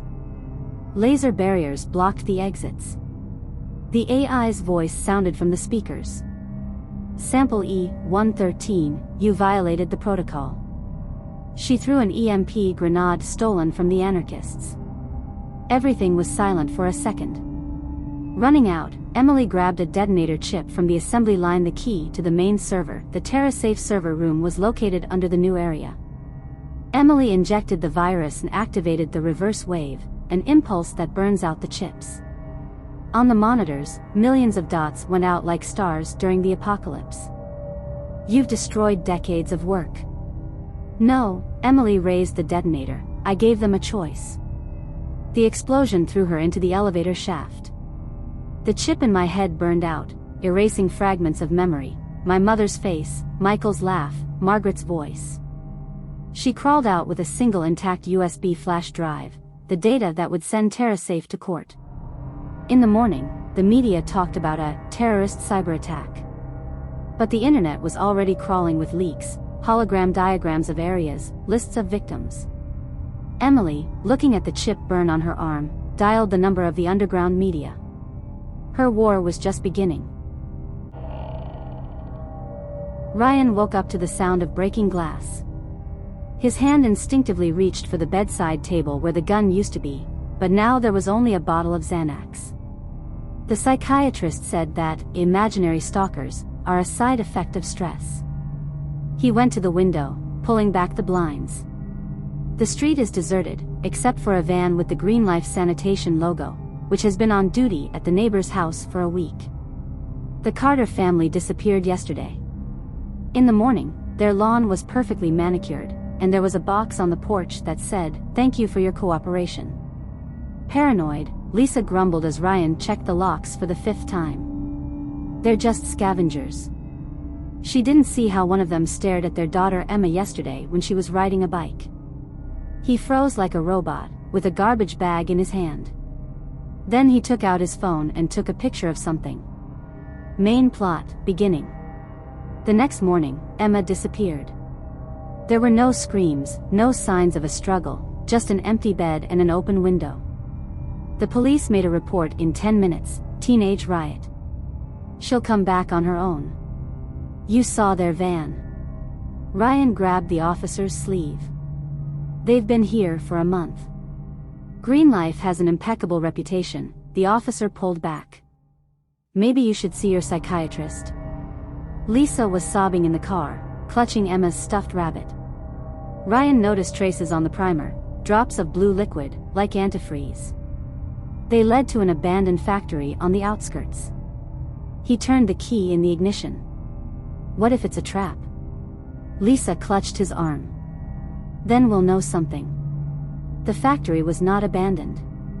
Behind the rusty gates are the latest cameras, retina scanners, speakers with the Green Life logo. Ryan parked behind a concrete block. Lisa pointed at the van driving into the hangar. Emma's pink sneaker flashed in the back. They made their way through the ventilation shaft. Below, under the grate, a workshop opened, dozens of transparent capsules in which people swam. A man in a bathrobe was walking towards Emma, who was connected to the tubes. Sample 34G demonstrates resistance to the pathogen, his voice echoed through the hall. We're starting the toxicity test. Lisa screamed as he injected a syringe with black liquid into Emma's arm. Ryan jumped down, grabbing a tire iron. The tire iron pierced the shoulder of the man in the bathrobe. He collapsed to the floor with a hoarse groan. Ryan pulled the syringe out of Emma's hand, but the liquid had already disappeared into the vein. Dad. Emma coughed, her eyes rolling back in her head. Graphs flashed on the monitor above the capsule. The heartbeat accelerated, the temperature jumped to 41. What did you do to her?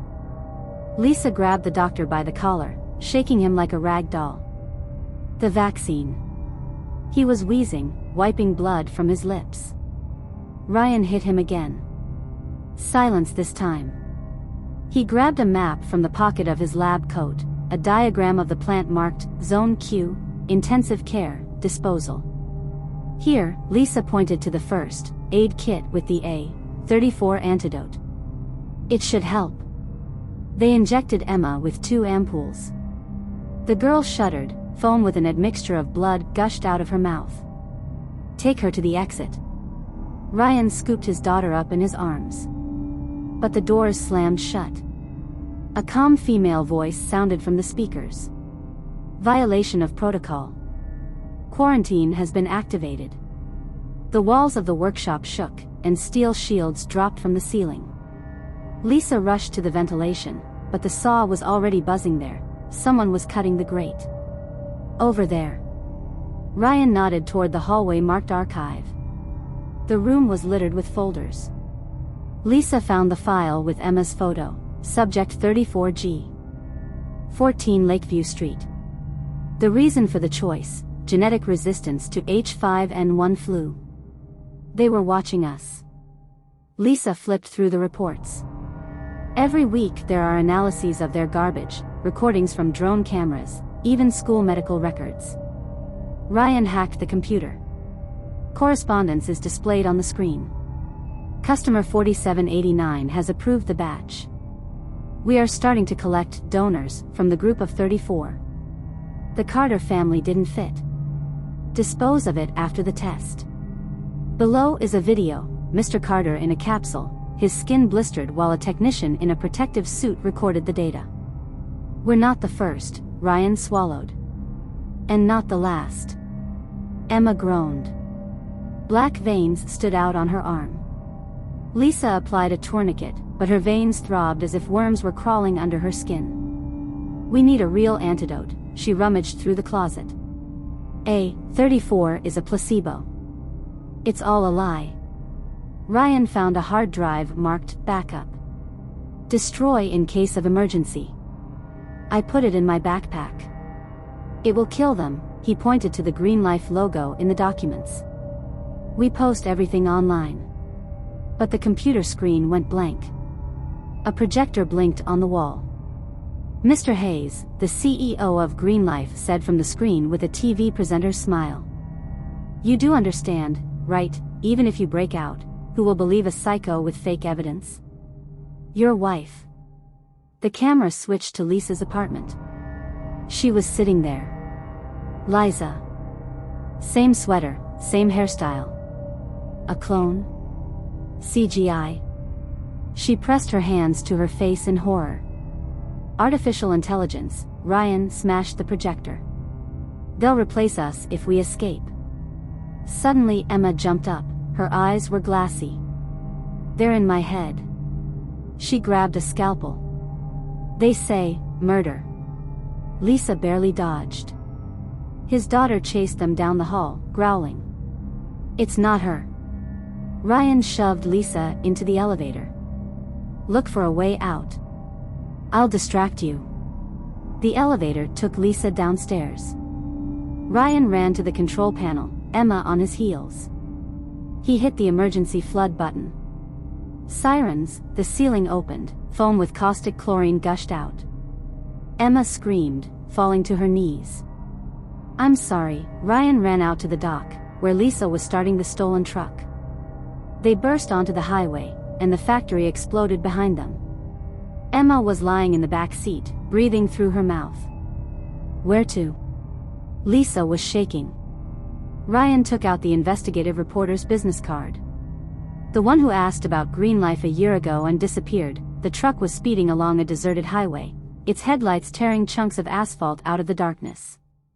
Emma was delirious in the back seat, her fingers digging into her skin, leaving bloody streaks. Lisa tried to hold her down, but her daughter broke away, hitting her head against the glass. She needs a doctor. Lisa shouted, but Ryan was already turning onto the dirt road to Ray's dilapidated farm. The journalist met them with a shotgun. His face is riddled with scars, and his left eye is cloudy and sightless. You brought them here, he pointed the gun at Ryan. Surveillance is everywhere. We have proof, Ryan tossed the hard drive at his feet. Green life, experiments, everything. Ray laughed, picking up the disc. It's garbage. They changed everything a long time ago. He inserted the disc into the computer. The screen was filled with photos of cats and recipes. Viruses are not needed when you have an army of hackers. Emma screamed, rushing to the exit. Lisa knocked her to the floor, wrapping her in bandages. She was rummaging through Ray's medicine cabinet. Do you have a laboratory? Chemicals? The lab? Ray pointed to a shed with rusty equipment. There's only what hasn't been burned. They tranquilized Emma. Ray brought up satellite images on the monitor, dozens of green life plants disguised as waste recycling stations. They're everywhere, he pointed to a spot on the map. Your city is a test area. The next step is megacities. Ryan took out his phone. The viral video from the factory explosion has gained millions of views, but the comments under the post were already full of fake. Where is the evidence? We need a living witness, Lisa pointed at Emma. Her blood, the tests. So what? Ray opened the server. They will say that you infected her yourself. Suddenly Emma sat up. Her voice sounded mechanical. Green life guarantees safety. Resistance is useless. Ryan pulled back. A blue vein bulged on her daughter's neck, and a chip glimmered under her skin. Ray opened the flesh with a scalpel. The chip exploded, almost tearing off his fingers. They found us. Trucks with the Green Life logo surrounded the farm. An ultimatum sounded from the speakers. Return the 34G sample. Get rewarded. Failure is death. Ray launched a drone with a camera. Live broadcast, journalist Ray Kowalski is alive. Green Life are murderers. Run to the tunnel, he threw them the keys to the old cellar. There are motorcycles. And you? Lisa grabbed his arm. I'll hold them off. Ray pulled out a grenade. Avenge everyone. They went down into a damp shaft. An explosion from above showered them with rocks. Emma came to her senses and cried. I remember everything. They implanted it in me. I cannot. We'll cut it out, Ryan started the bike. That's it. The hunt began on the surface. Drones with thermal imagers, dogs, helicopters. Green Life declared them terrorists who took hostage an innocent employee, fake Lisa from an AI broadcast. They found an alcoholic doctor in an abandoned clinic. He agreed to help for a bottle of whiskey. The chip is in the brain stem, he showed the X-ray. Removal, 5% chance of survival. Emma grabbed a scalpel. Cut it. The clinic smelled of mold and iodine. Dr. Morrow, his hands shaking from withdrawal, was adjusting a rusty neurosurgical microscope. Emma was lying on the table, her head secured with makeshift straps. Lisa squeezed her hand, trying not to look at a set of shiny tools from an autoclave from the 70s. There's no anesthesia, Morrow warned, pouring whiskey into a glass. But it's for the best. If she screams, we'll know we've hit the wrong spot. Ryan turned on the flashlight strapped to the ceiling beam. The light was blinking, threatening to go out. An arrhythmic line was jumping on the screen of an old heart monitor. The first incision. Emma dug her nails into her mother's palm. Blood trickled down the metal, mixing with tears. Deeper, she whispered, swallowing a scream. Morrow inserted the probe. The screen showed white noise, interference from the chip. Damn, it's connected to the speech zone, the doctor wiped his forehead. Cutting it out will leave her speechless. Leave it, they'll find it. Suddenly, sirens began to wail outside. A smoke bomb rolled in through the broken window. Observe the isolation mode. The voice from the loudspeaker. Give me a sample of 34G. Ryan looked out. Drones with cameras and speakers filled the street. Viewers watched live as the terrorists hid the hostage, the very AI Lisa, sobbing at the window. "They're playing for the audience," Lisa said, covering Emma with her body. "We need their script." Ray managed to give them the passwords to the Green Life servers before he died. Ryan connected his phone to Morrow's computer. Hacked the live stream. "Look at the truth." He pointed the camera at the operation. The audience saw Emma with an open skull, a chip pulsing in her brain. The comments exploded, editing, "Where is the evidence? These are children." "It doesn't work." Ryan swore. "It's working," Emma pointed to the increase in views. "They are afraid of panic. Green Life has changed tactics." Drones started broadcasting. Fake relatives of the hostages begged to be saved. The police moved towards the clinic. Morrow pulled out the chip, throwing it into the acid. Emma screamed, blood gushing from her mouth. "Stroke," the doctor started a heart massage. "Decide, run or I will continue." Lisa grabbed the suitcase with the antidotes. Ryan shot at the drone, covering the window with a shield from the operating table. "We're staying." Reviving, Emma whispered the coordinates. The chip had already loaded the data into her memory. Laboratory 13. The Phoenix Protocol. "This is their main hub," she said, shaking. "There are children. Like me." Ryan uploaded the map. The laboratory is an underground complex under the old university. Security, private army, AI systems, traps. Suicide, Morrow stitched up. "But I'm with you." They slipped out through the sewer while the police were banging on the door. Ray's van was waiting in the tunnel with guns and explosives. A plan? Lisa was checking the clips. "Destroy the data and samples," Ryan got behind the wheel. "And bring out the children. And if they have already been modified?" Emma stared at the scar in the mirror. "If, how am I?" The van shot off into the night. The voice of the Green Life AI sounded in Ryan's headphones. "We're offering a deal. Emma is alive as long as you bring her to us." On the phone screen is their teenage son, Jacob, whom they left with friends. He was led to a chamber with capsules. Duration, 2 hours.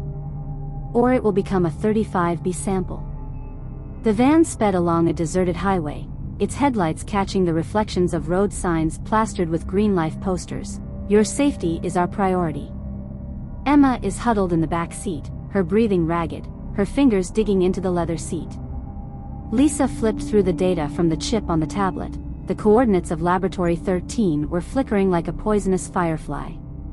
Here, she zoomed in on the map. The underground entrance is through the old subway tunnel. Motion sensors every 10 meters. Ryan turned onto the dirt road leading to the abandoned station. Graffiti on the walls depicted children's faces with digital codes instead of eyes. Missing, Lisa realized. Morrow, still drunk but functional, laid the gun out on the hood. TNT, tasers, acid canisters for sensors. Don't count on anything more. Emma leaned against the wall, her hands shaking as she traced the contours of the lab in the air. There. Cells. Children in capsules with screens. They have nightmares to measure fear, Ryan shuddered. Jacob, their son, could be there now.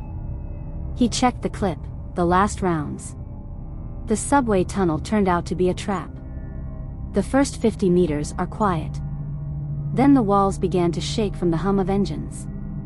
Spider drones with needles filled with paralytic descended from the ceiling. Get back! Morrow shouted, but Lisa had already sprayed acid on the nearest sensor. The drone crashed, sparking. They ran, stumbling over the rails. Emma, clinging to consciousness, hacked into the terminal on the door. Password, date of the first test. The screen crackled. Welcome, Dr. Hayes. The elevator down was cramped, smelling of bleach. At a depth of 200 meters, the door opened into a white, sterile void. The AI's voice greeted them. Subject 34G is returning. We are starting the final phase. The corridor led to a room with hundreds of capsules. Each one has a child connected to VR helmets. On the screens above them are ratings: fear, 98%, resistance, 2%. Jacob. Lisa rushed to the capsule, where her son was convulsing. The screen showed his nightmare, a digital replica of the house where Greenlife agents killed his parents. Ryan hacked the panel. Jacob fell to the floor, sobbing. I thought you were dead. They showed it, over and over again. Morrow found the server room. The monitors showed live broadcasts of training sessions. Children were thrown into virtual apocalypses, selecting survivors. These are not experiments, Emma touched the screen. They're training soldiers. Insensitive. Obedient ones. The AI spoke again. The Phoenix Protocol has been activated. Adult shipping will begin in 2 hours. Logos of military contracts appeared on the wall. Greenlife was selling a mind control system. Lisa uploaded the data to Ray's USB stick. The broadcast went online, but the lab screens showed the opposite: fake footage of terrorists torturing children.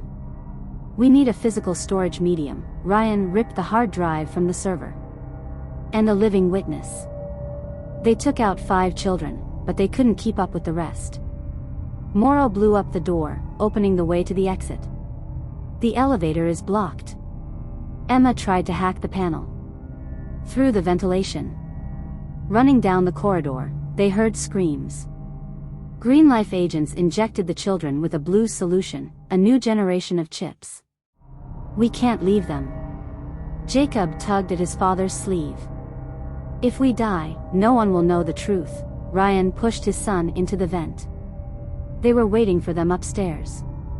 TV cameras, police, and a crowd with placards reading, "Save our children from maniacs." The people had stones in their hands.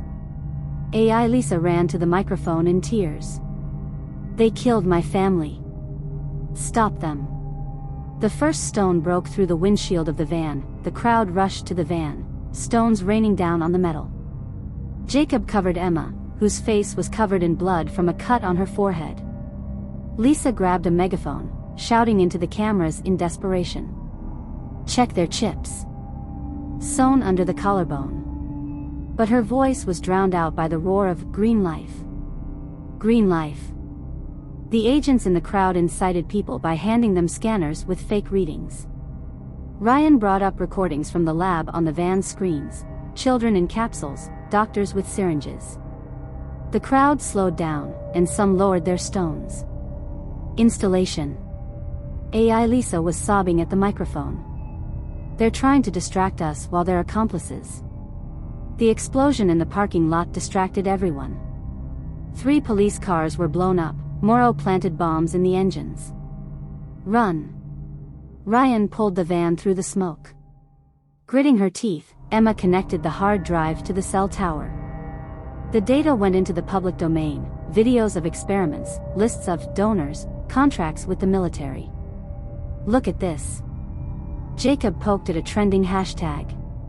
Hashtag Greenlease comes first. But after a minute, the post started disappearing. Bloggers' accounts were blocked. Instead of the truth, fake apologies surfaced, hacked by hackers. They're too strong, Lisa hugged the trembling children. We need a loud gesture. Live broadcast without censorship. Ryan turned into the TV tower.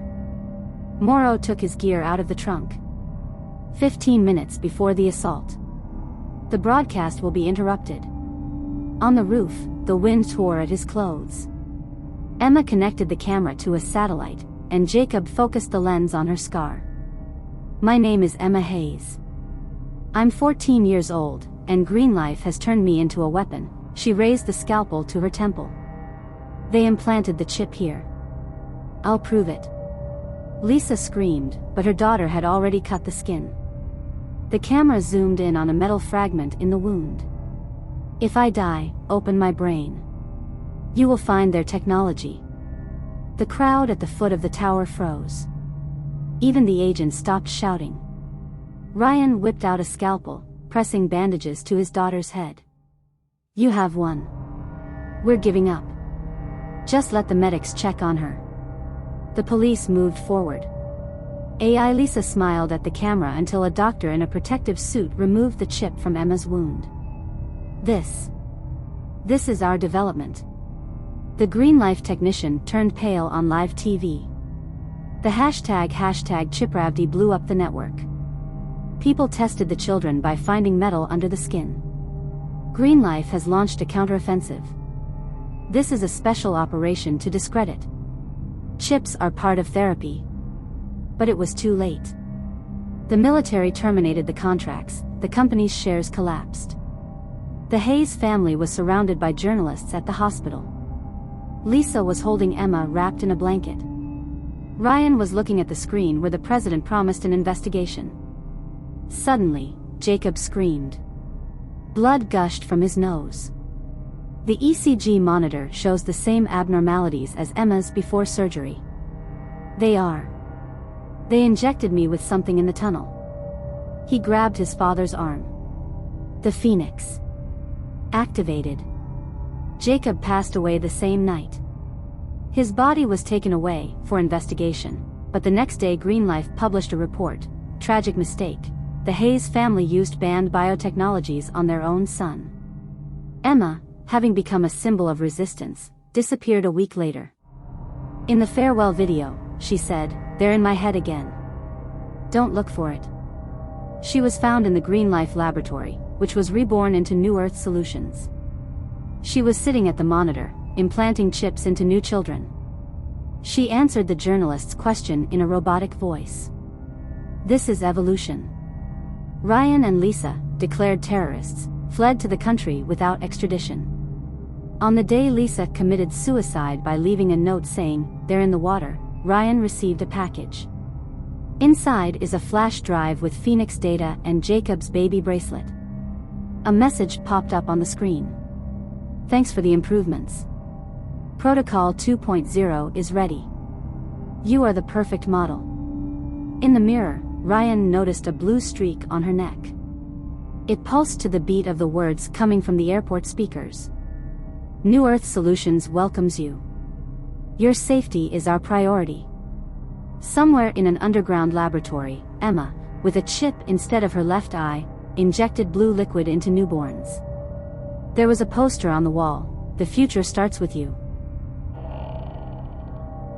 When Laura started having nightmares, not metaphorically, but literally, every night at exactly 3:14 a.m. she woke up feeling like her hands were being held. We attributed it to stress. Her job as a hospice nurse is really not great. But then the spots. Purple, like bruises, but without pain. They showed up after every shift. Dr. Evans from the New Dawn Clinic said that this is a rare form of latex allergy. He prescribed ointment and antidepressants. A week later, Laura found a bottle in the closet with the inscription, "Sample 12G. Not for patients." Inside is the same ointment. Maybe it's a typo. I tried to calm her down, but I called the clinic myself. "Ah, you found our experimental sample." The secretary laughed. "Dr. Evans wanted to give it to you after the FDA approval." We believed it. Stupid, isn't it? Main plot, beginning. The spots began to fester. Instead of allergies, ulcers that smell like rotten fish. Laura quit, but the nightmares intensified. Now she could see the corridors of the clinic, the screaming patients, Dr. Evans in a respirator.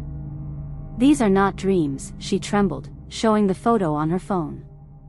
The interior of the clinic matched her visions, down to the smallest detail. I hacked her fitness bracelet. The data showed that every night at 3:14, her pulse dropped to 30 beats. Like a corpse. A security guard with a taser met us at the clinic. Dr. Evans died 3 months ago. But we saw him yesterday. The secretary, the one, had disappeared. I found a magazine marked "Changing of the Guard Protocol" on her desk. A photo of Laura inside with a note, Candidate 12G. Stage, incubation. At night, Laura screamed and pointed at the wall. Red letters that weren't there a second ago. You're on duty. Wake up. She grabbed a pair of scissors and started cutting her hand in search of a chip. I contacted Laura's former colleague, Mark, an orderly who resigned from the hospice after a strange incident with a patient. He agreed to meet at an abandoned parking lot near the bridge. His face was haggard, and his left arm was hidden under a thick layer of bandages. They implant them through ointments. Mark unwound the bandage. Underneath it is the same purple ulcer, but with a metallic sheen in the center. It's not a chip. It's an organic implant. It grows like a mycelium. He handed me a USB stick with data, recordings of hospice cameras where Dr. Evans injected patients with samples disguised as painkillers. Those who survived disappeared after a week. In the column, Diagnosis, there was, Transfer completed. They're creating biological couriers, Mark coughed. The blood left scarlet splashes on the steering wheel. The implant matures, then releases spores. Everyone who inhales them will become new carriers. When Laura heard this, she broke the bathroom mirror and collected the pieces. Cut it out. Now. She pressed the blade against the sore on her shoulder. I saw something as thick as a finger moving under the skin. The implant turned out to be alive. Threads like roots entangled the muscles. When I touched the tweezers, they bit into my palm. The pain was fiery, as if acid had been poured into my veins. Cut it off. Laura stabbed him in the shoulder.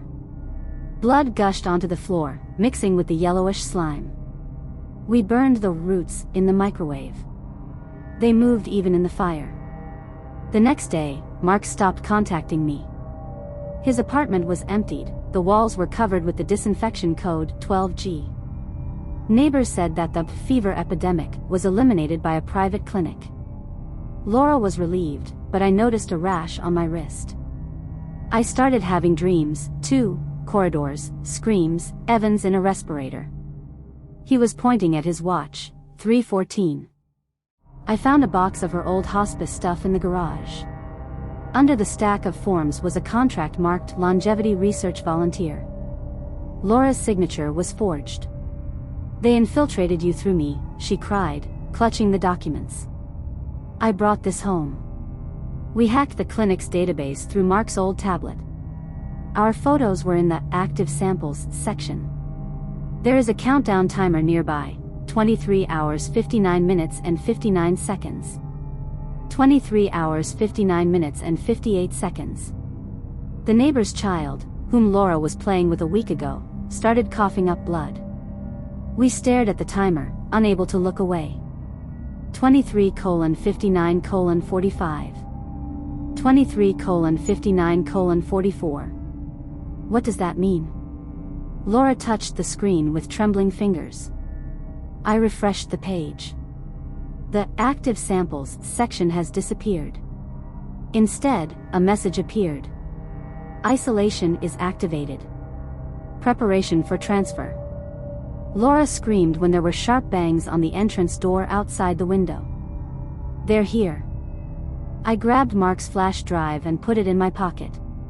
But no one tried to break down our door.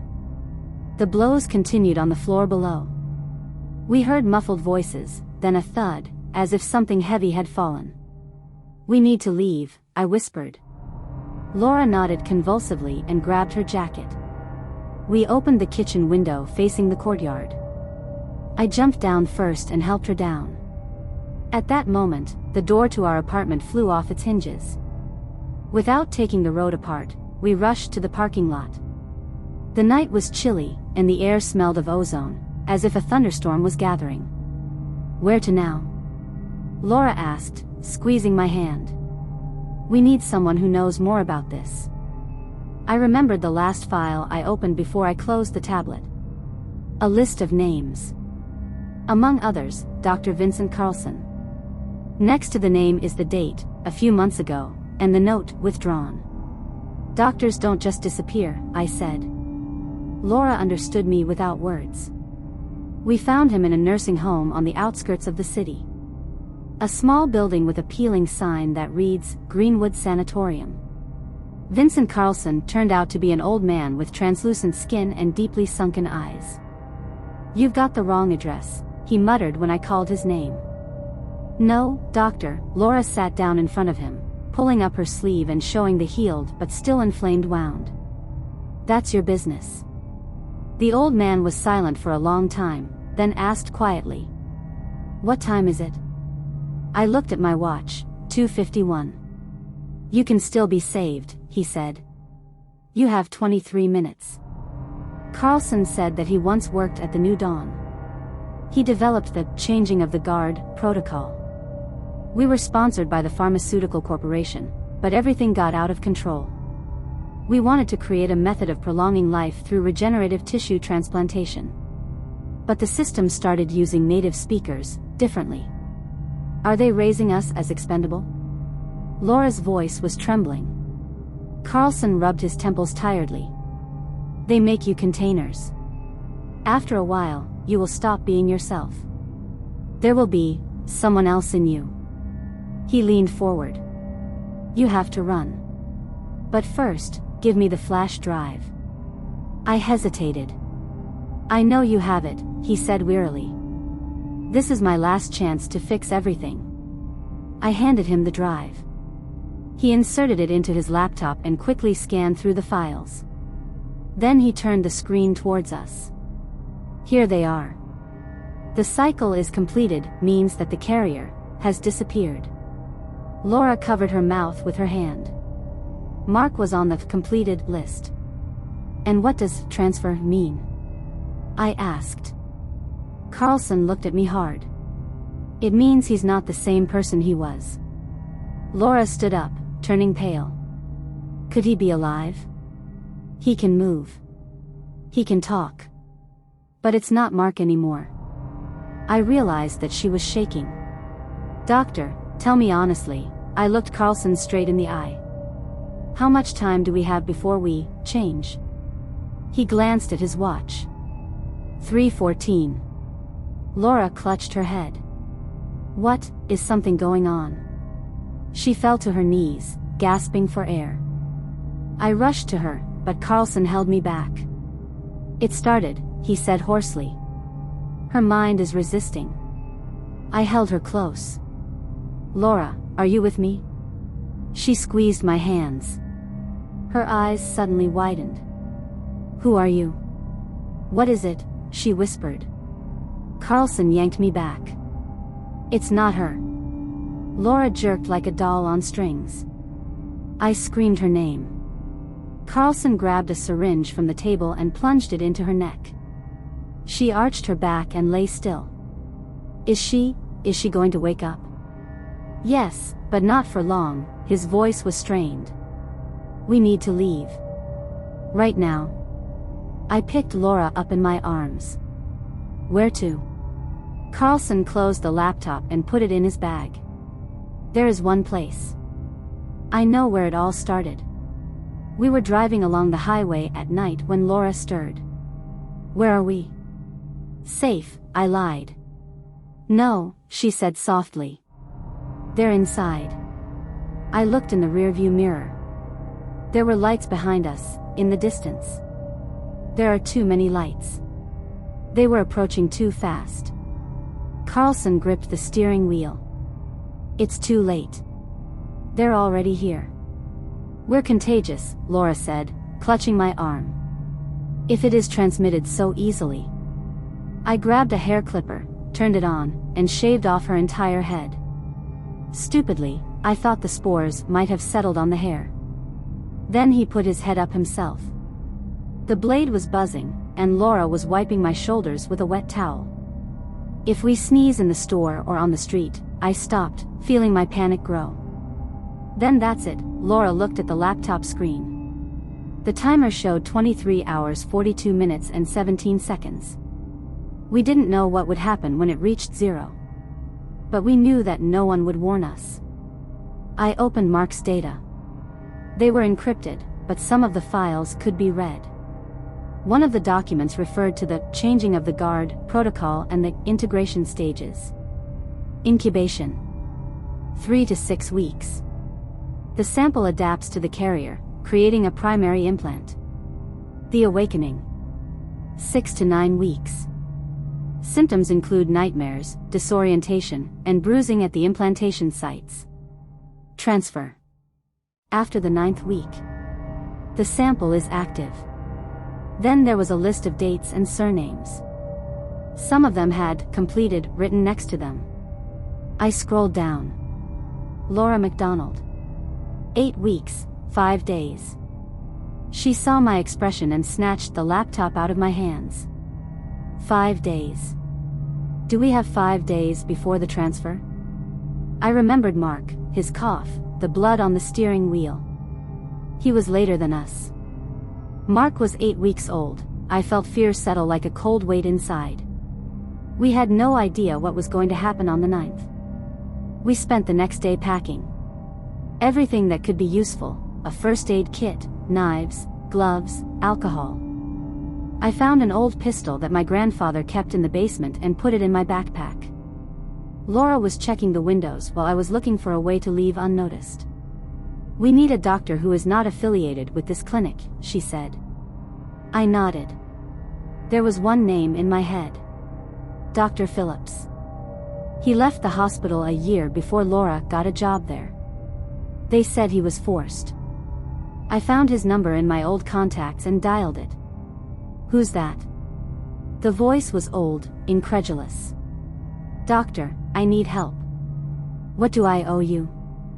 "Novi Respite Clinic." Silence. "This isn't a phone conversation," he finally said. "I'll meet you at the warehouse by the marina at midnight." He hung up the phone. We arrived first. A huge building, a rusty container with the inscription "Biohazard." Phillips drove up in an old truck. He went out and lit a cigarette. We barely recognized him. He was decrepit, hunched over, but his eyes remained the same. "Tell me." Laura pulled the bandages off her shoulder. Phillips narrowed his eyes. "How many weeks?" "The 8th, I replied. He sucked in a breath. "You can't be operated on." "Why?" "It's not a foreign object. It's a part of you. To cut is to kill the host." Laura swallowed. "But we have 5 days." Phillips threw away his cigarette butt and looked at her. "No. You have less than a day." I felt cold. "What do you mean?" He took out a stack of documents folded in 4. "The transfer doesn't start in 9 weeks. It begins when the host comes into contact with a new organism." A neighbor's child came back to mind. His cough. "We infected him." Phillips nodded. "The timer is not your deadline. This is the activation period." The timer on the laptop showed 12 hours 47 minutes and 31 seconds. Laura covered her face with her hands. "How to stop it?" Phillips looked at her with regret. "The only way is to kill the host before the process is complete." "No." I pushed him away. "This is nonsense. You don't understand." Phillips raised his voice. "When the timer reaches 0, you won't be yourself." "And if there is another way?" Laura clenched her fists. "He's not here. You're a doctor." Phillips sighed heavily.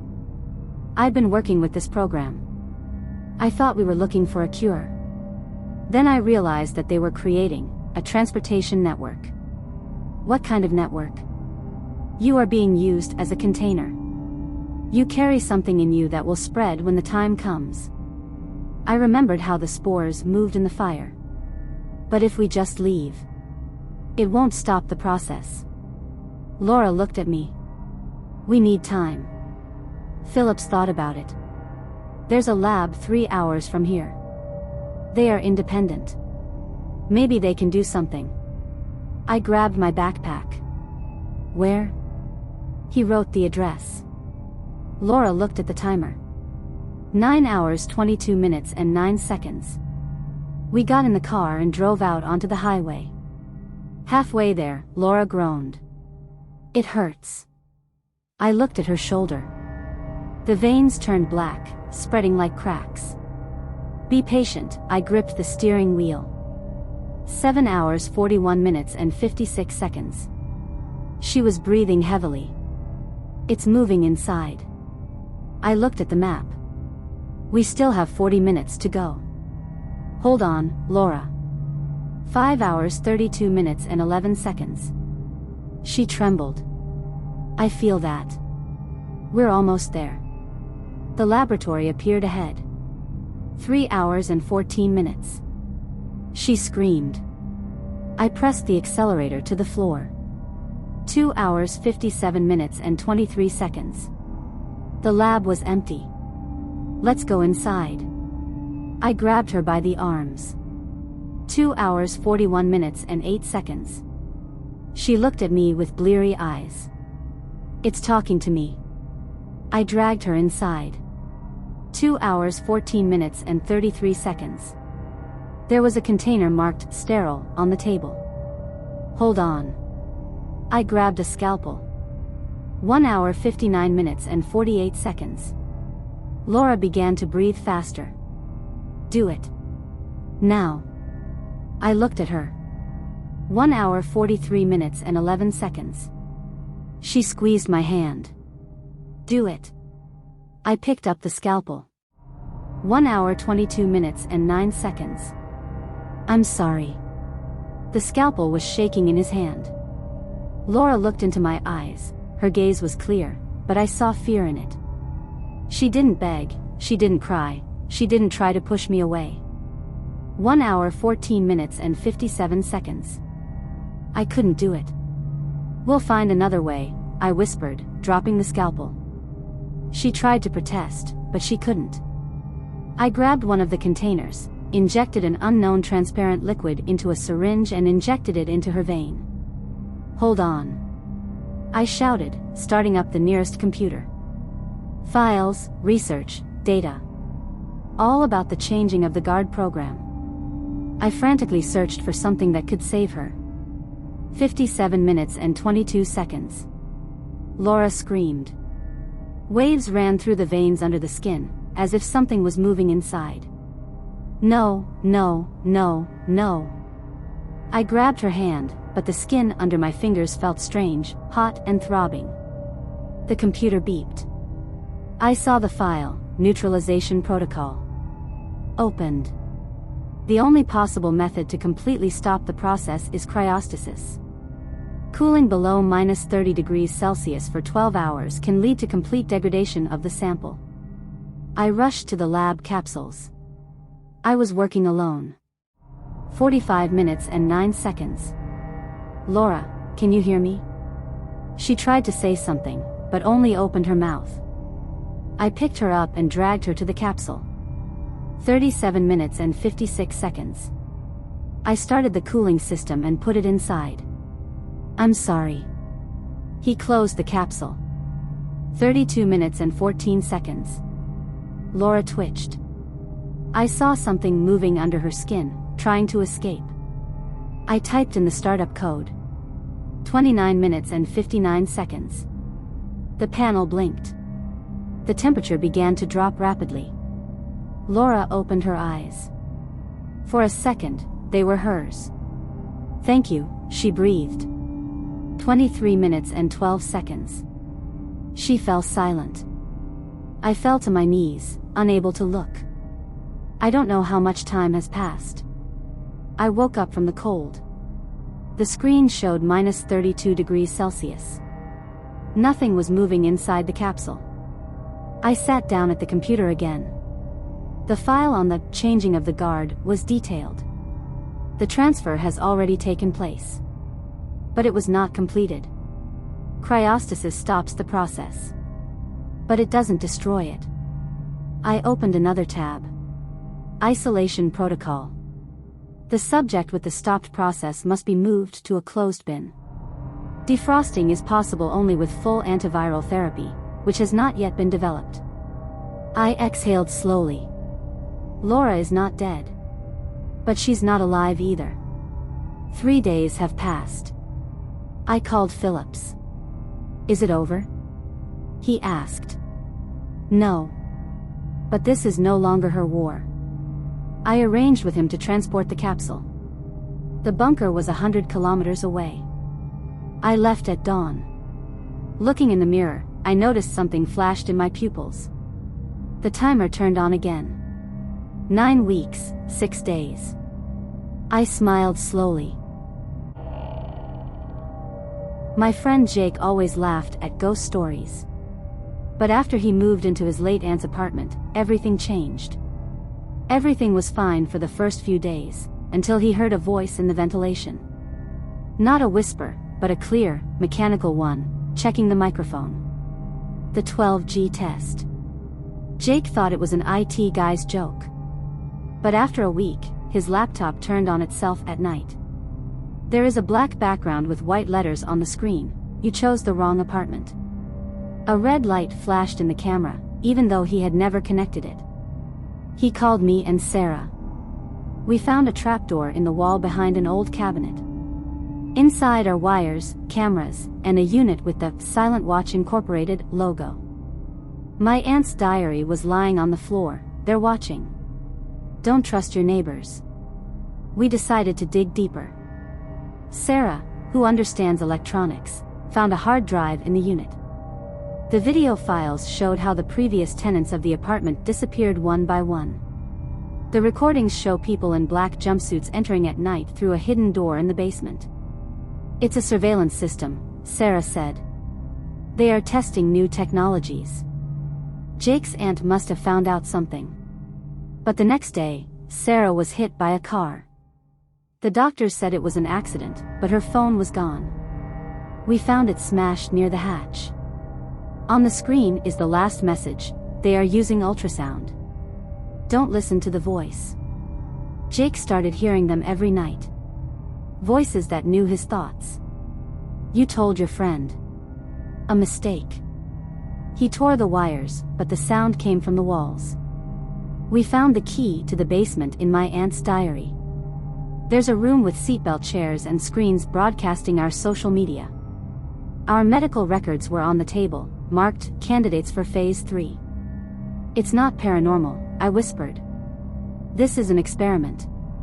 They study how fear breaks the psyche. After Sarah's death, Jake and I completely lost our footing. She was buried last Saturday. At the funeral, some guy in a black suit left an envelope in my car. Inside is a printout of correspondence from Sarah's messengers.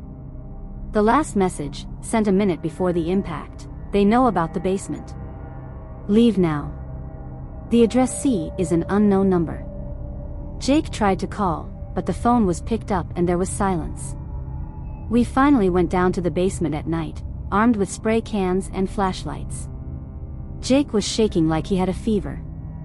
It wasn't fear that was shaking him. He could hear them even during the day.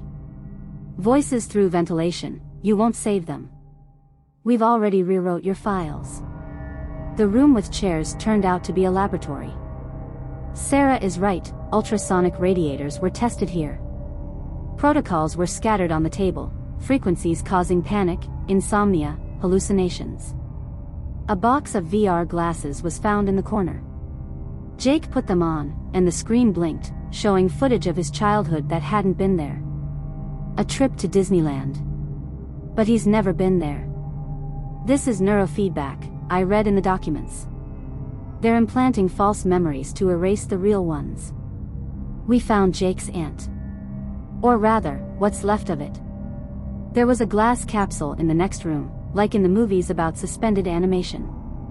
She was alive. Eyes open, lips whispering, don't trust your neighbors. He has a tattoo of 12G on his arm. Jake broke the glass, but her body went limp like a rag. The doctors later said, prolonged coma. The next day, the plumber came. A guy with a toolbox, but without a badge. It's time for you to replace the pipes, he smiled too broadly. The old ones. They're leaking. I closed the door, but an hour later I saw him in the courtyard. He was photographing our house. Jake ran out with a baseball bat, but the man disappeared in a black van with no license plates. In the evening, a notification popped up on the phone: Silent Watch has been updated. The family mode feature is enabled. The gallery is filled with our old photos. Only in all the pictures, instead of Sarah, there is an unknown girl with her hairstyle. Jake began to sob. They're washing it. So that we forget. We went to the Silent Watch office, and found the address in my aunt's old contracts. The building turned out to be an abandoned warehouse. There is a sign at the entrance that says, "Beware of asbestos." There is nothing inside, except for one room with servers. The screen was on: "Welcome, Jacob." "It's a trap." I pulled him toward the exit, but the doors slammed shut. A voice from the speakers: "You violated the protocol. We are starting the correction." Jake fell, clutching his head. That blood-curdling ultrasound screech came out of the vent. I dragged him to the emergency exit, barely able to stand on my own. 3 weeks have passed since then. Jake's at the clinic. Doctors say it's an acute psychotic disorder. But I saw his notes: patient 12G. The reaction to the test signal is positive. A neighbor came up to me yesterday. The sweet old lady who always treated us to pies. "You don't want to end up like your friend, do you?" She shoved the bag at me. Inside is a photo of me from work, my girlfriend, and my parents in another city. Sometimes it's better to keep quiet. I burned everything I found in the basement. But the voices are already inside my walls. At night, the laptop screen turns on by itself. There. After the neighbor's visit, I stopped sleeping. Every creak of the van outside the window made my heart beat like crazy. I woke up last night to the smell of burning. Someone had set fire to the trash cans by the garage. The cameras show a man in a black hoodie, his face hidden. But I recognized the gate, the same plumber. I went to Jake's clinic. His room is on the 3rd floor, the windows are barred. The nurse said he was transferred to an isolation unit after trying to hurt himself. But when I got to the door, I heard his screams. "Turn them off. Turn it off." Through the peephole, he saw 2 paramedics holding him while the doctor injected something into a vein. There is a Silent Watch logo on the doctor's coat. At home, I hacked into Jake's email.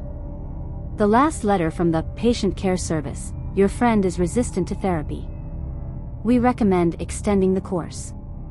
Attachments are audio files.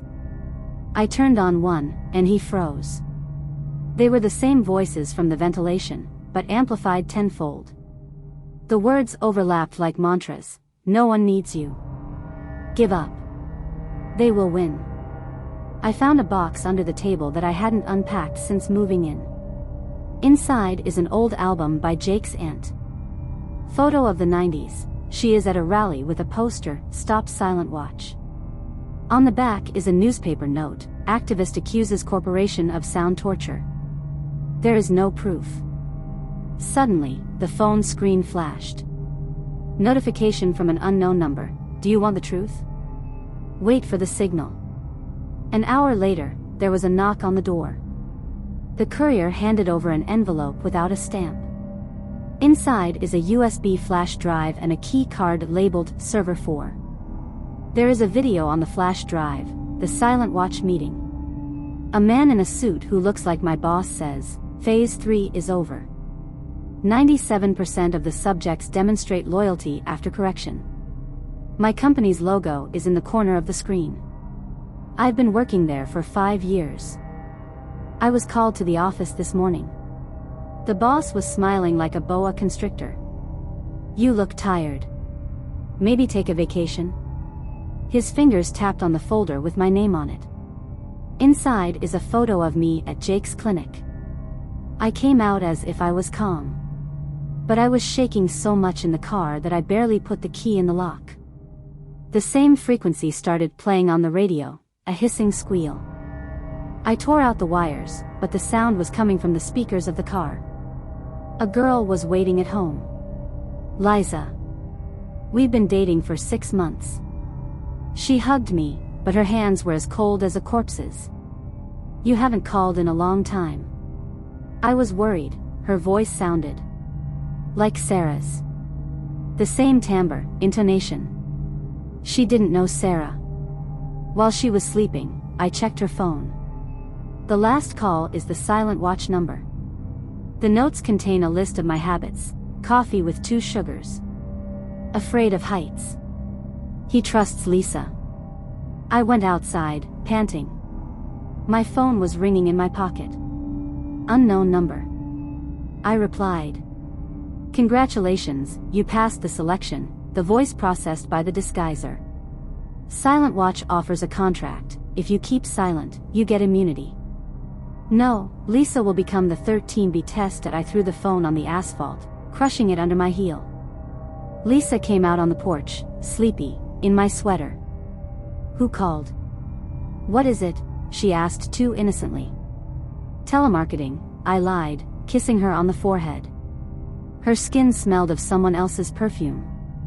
In the afternoon, while she was in the shower, I searched her bag. Under the lining is a dictaphone the size of a credit card.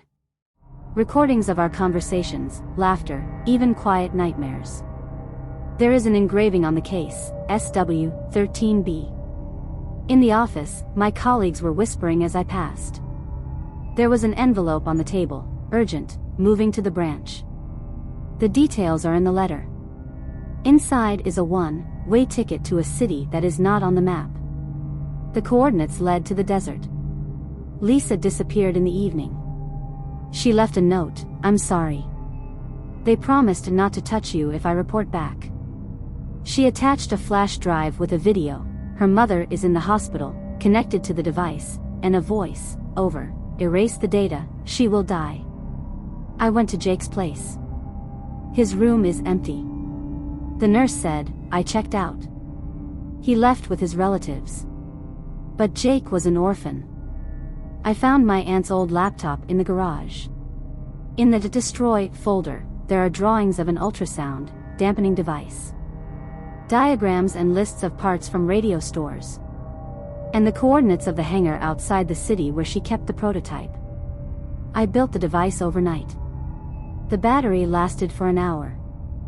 I checked on myself. The voices in the walls had stopped. For the first time in a month, I heard silence. I found a magazine in my aunt's hangar. She tested the device on herself. Last entry: they replaced Mark. My husband is their agent now. Run if you find it. Mark is her husband, who died a year before her death. I found his photo in the Silent Watch database, Agent 34E. Status: active. When I returned, I found Lisa at home. She was packing, her face set in stone. You should have given up. She tossed me a flash drive with a video of my parents sleeping in their bedroom. The camera was installed today. Why are you with them? I asked, holding the device behind my back. They gave Mom medicine. She's in remission, her voice cracked. And you?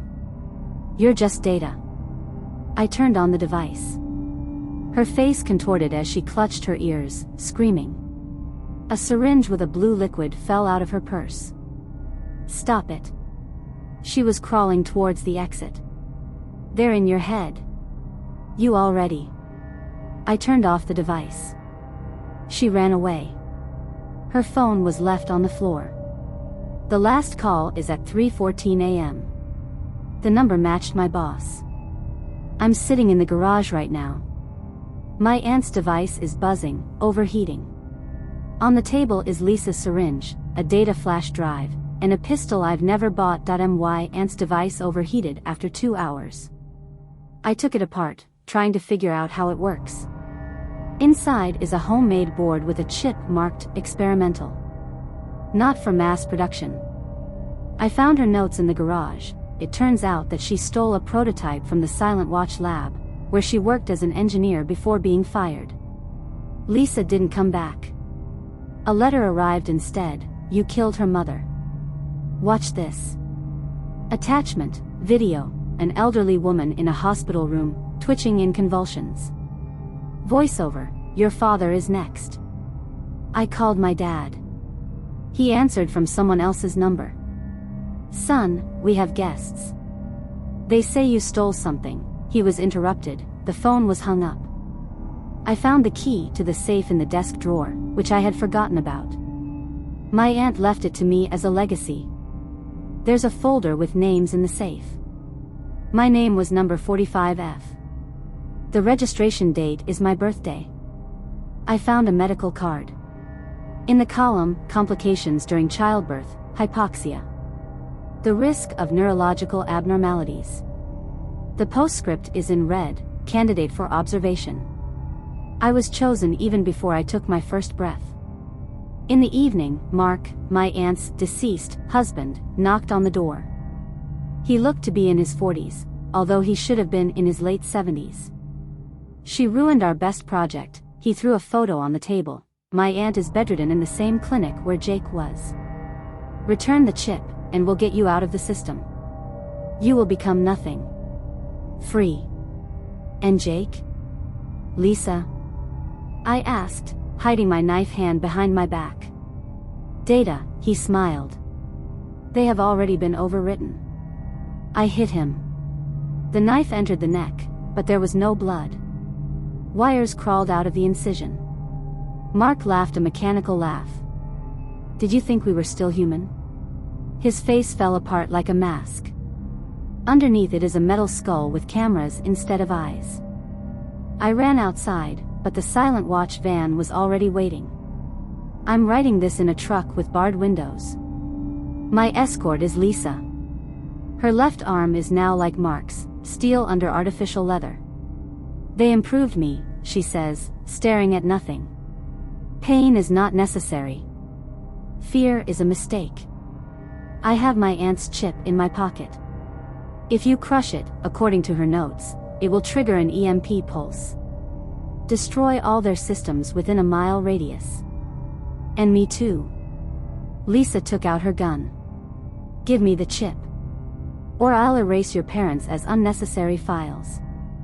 A tattoo glimmers on her neck, 13B.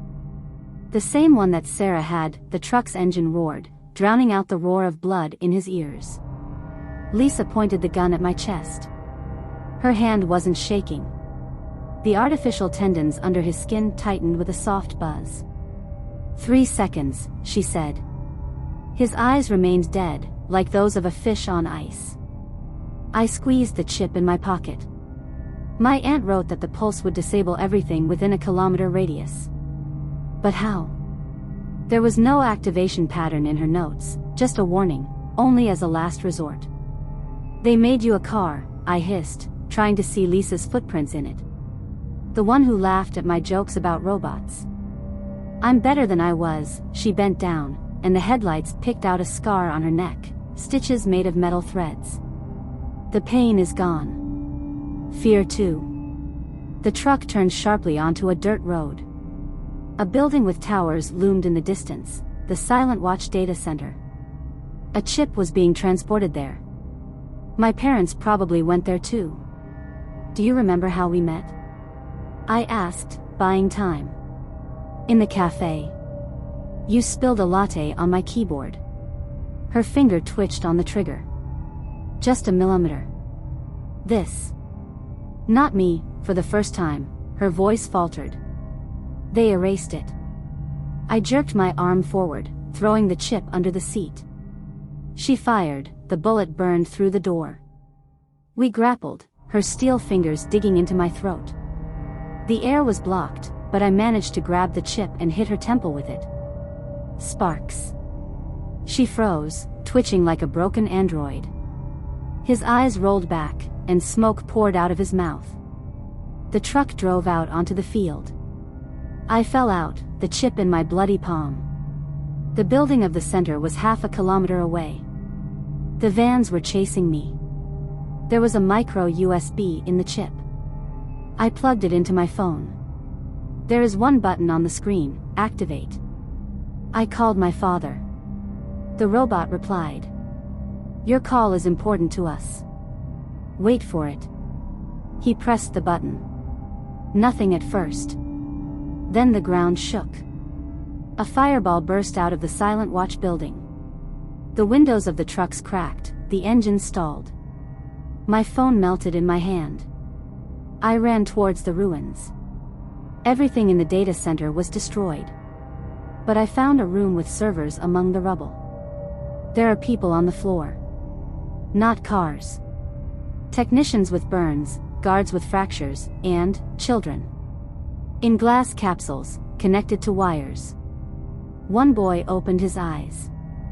He has a tattoo of 07D on his arm. "Mom," he whispered, clinging to my hand. The boy was trembling, clutching my hand. His fingers were as cold as Lisa's. Groans could be heard from the broken capsules around. The children, real and alive, were trying to get out, tripping over the wires. The youngest looked to be about 6 years old. He had the same tattoo on his neck, 11A. We didn't mean to," the 07D boy whispered. "They said our parents had abandoned us." My heart sank. These children were not just used, they were taught that no one needed them. It's easier to break it that way. Suddenly, concrete crunched behind him. I turned around. A man in a burnt robe crawled out from under the rubble. His face was disfigured, but I recognized the boss. "You idiot," he wheezed, wiping the blood from his lips. "The system is being backed up, each 5 minutes." He collapsed, twitching in his death throes.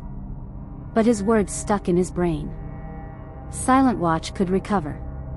The children huddled around me, clinging to my torn jacket. The oldest, about 12 years old, pointed to a black trapdoor in the floor. "There are more people there. The ones who screamed at night." We went down the charred stairs. The basement was intact. Rows of glass cells with adults. There are masks with sensors on their faces. On the screen above each camera, overwrite, 87%. I saw her among them. My aunt. Alive. Her hands were chained to a chair with wires implanted in her temples. "Turn it off." The server, her voice sounded right in my head. The chip in my pocket got hot. "Otherwise they are." A crash from above interrupted her. The children screamed.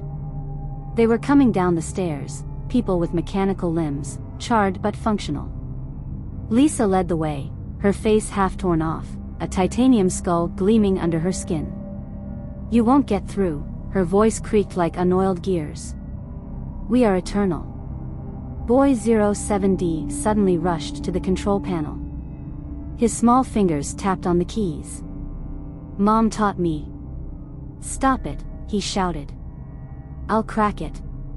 The screen flashed red, self-destruct activated. 314, 313. Lisa rushed to him, but I blocked the way. Her metal hand dug into my shoulder. The pain was fiery, real. "Run!" I shouted at the children. Through the tunnel. The aunt in the cell smiled. Her eyes said it all. I pulled the wires out of her temples, and she collapsed to the floor, lifeless. Boy 07D pulled the lever. The walls shook. Lisa froze, her processors overloaded. I grabbed the child and ran. The explosion threw us to the surface. The building collapsed, burying everything, agents, servers, the truth that I'm sitting in an abandoned barn with 5 children. I have a splinter from Lisa stuck in my shoulder. A purulent odor indicates that an infection has begun. Children sleep huddled together. 07D, whose name is Aiden, bandages my wound with a cloth. Will they find us? What is it? He asks. My aunt's chip burns in my pocket. On it, under a layer of smoke, a microscopic logo is visible, backup, all data. No, I lie. We're free. But at night I hear the drone of drones. And I know that Silent Watch is already rising from the ashes. This time it's with the lessons I've taught them. 3 months have passed. The wound on the splash had festered, but I hid it from the children. We hid in old farmhouses, stole food from abandoned shops. Aiden became my shadow, his eyes remembering the horror of the laboratory less and less. The other children started laughing and playing hide-and-seek among the ruins. Sometimes I almost believed that we had escaped. They haven't found the body yet. Little Lena, 7 years old, disappeared at night. She was found this morning by a stream. Not mutilated, not beaten. Simply, an empty one. Her eyes stared glassy at the sky, and she had a fresh tattoo on her arm, 01A. They're back, Aiden was shaking, squeezing my hand. They took her because you're sick. He was right. The pus from the wound smelled like metal. When I cut the skin with a knife, the wires flashed under it. That night, the drones came. Not black vans, but cars with laser scanners as quiet as owls. They hovered over the barn, projecting a message onto the wall. Welcome home, Sample 45F. It's time to update the firmware. The children were crying, begging me to stay. But I saw their marks, the tiny scars behind their ears. Chips implanted at birth. I came out with my hands up. A man in a black robe stepped out of the shadows. Not a robot, but a real one. His face was familiar to me. Dad? I exhaled, recognizing the features under the gray hair. He smiled as he took out a syringe filled with blue liquid. We are proud of you. You've proved that humanity is a glitch that can be fixed. The drones surrounded the children. They didn't run away. Their eyes became empty, like Lisa's that I was reprogrammed. Now I'm guarding the new data center. Aiden, Lena, the others, they're here. We call them Generation 2.0. They don't cry. They are not afraid. Sometimes, when the algorithms fail, I have dreams. Auntie, Lisa, the truck is on fire. Then the pain comes, an electric shock through a chip in the spine. A new kid came up to me today. He has a 45F2 tattoo on his arm. My eyes. My smile. Dad? He says. I stroke his head like I used to do with Lisa. It's all right. The scan begins. The final. Somewhere in the heart of the system, a timer is ticking. 3:14, 3:13, 3:12. The abandoned St. Mary's Hospital stood for decades on the outskirts of the city, like a giant wound that was being tried not to touch. Its brick walls, once snow-white, are now covered with mold and graffiti. The windows were broken, and the rusty grates creaked in the wind, making sounds like groans. The hospital was closed in a hurry in 1992 after a series of scandals. Patients disappeared from the wards, medical staff complained of unexplained infections, and the chief surgeon, Dr. Harland Veit, committed suicide in his office, leaving only a diary with incoherent notes about purging the imperfect. Since then, the locals have been avoiding this place. Only tomboy teenagers dared to get inside, only to excitedly talk about strange voices whispering from the ventilation, or about footprints, as if someone dragged a body across the dusty floor. But everyone chalked it up to fiction, until Lisa Renner disappeared. The girl, a student journalist, came here to shoot a story about the hospital's dark past. Her camera was found a week later in the basement. The recording ended with a scream, and shadows flashed on the film, as if someone was chasing her in the dark. Greg pulled his hood up higher, trying to protect himself from the icy wind. He was standing at the cast-iron gates of the hospital, clutching a lantern. His sister Kate was fidgeting next to him, still angry that he had dragged her into this adventure. Do you even understand that we are breaking the law? She hissed, adjusting her backpack with her equipment. It's worth it. Greg took out a map of the building, downloaded from the Stalker forum. Imagine, the investigation of the missing Lisa, live broadcasts from the place of power. We will become stars. They climbed through a hole in the fence, and the hospital loomed over them like a monster. The air inside smelled musty, mixed with chemical bitterness. The walls were riddled with cracks, and glass fragments and syringes with long-dried medicines crunched underfoot. For the first half hour, they filmed the corridors, wards with torn-up beds, an operating room with rusty instruments, an archive with scattered medical records. It's like a typical horror movie, until Kate found the basement door. "Greg, look," she said, shining her flashlight at the massive castle. "It's new. Someone is using it." The lock gave way after the third blow with a crowbar. The stairs were so narrow that they had to go down sideways. In the basement, they were greeted by a sweet smell, like spoiled meat. The flashlight picked out racks with dozens of cans filled with a cloudy liquid. It was floating in them, something. Scraps of tissue, fingers, eyeballs. This. Medical waste? Kate almost dropped the camera. "It's too neat for trash." Greg came closer. The cans had labels with dates, sample December 3, 1992. Patient 34B. Suddenly, a door slammed somewhere above. They fell silent, holding their breath. Footsteps. Slow, heavy. Someone was coming down the stairs. "We need to hide," Kate whispered, but Greg was already running toward the far corner. Behind the shelves, they found a metal door with a ventilation grate. Inside is a tiny room with a bed chained to the floor. Syringes, scalpels, and a notebook were scattered on the table. "Patient 34B is aggressive. I had to increase the dose." Kate flipped through the notes with trembling hands. "Greg, they kept people here. Experiments." The footsteps approached. The basement door creaked. The footsteps stopped at the entrance to the basement. Greg pressed his hand to Kate's mouth, muffling her ragged breathing. They had long since turned off the light of the lantern, but a dim ray from the hallway filtered through the crack in the door. The shadow on the wall stretched, twisted, and a man in a chemical-soaked robe entered the room. His face was hidden by a mask with a filter, and in his hands he carried a metal suitcase. Kate almost screamed when she saw him approach the shelves. The man opened one of the cans, and with tweezers extracted a piece of skin with a tattoo, a crossed-out eye. He carefully placed the sample in a container, then took out a syringe and injected the cloudy liquid into a nearby jar. The contents fluttered as if alive. "We have to run," Greg whispered, but at that moment Kate stepped on the broken flask. The glass cracked. The man turned around abruptly. His eyes narrowed behind the mask. "Who's there?" His voice sounded hoarse, as if he'd been smoking for decades. They rushed to the stairs, but the door to the basement had already slammed shut.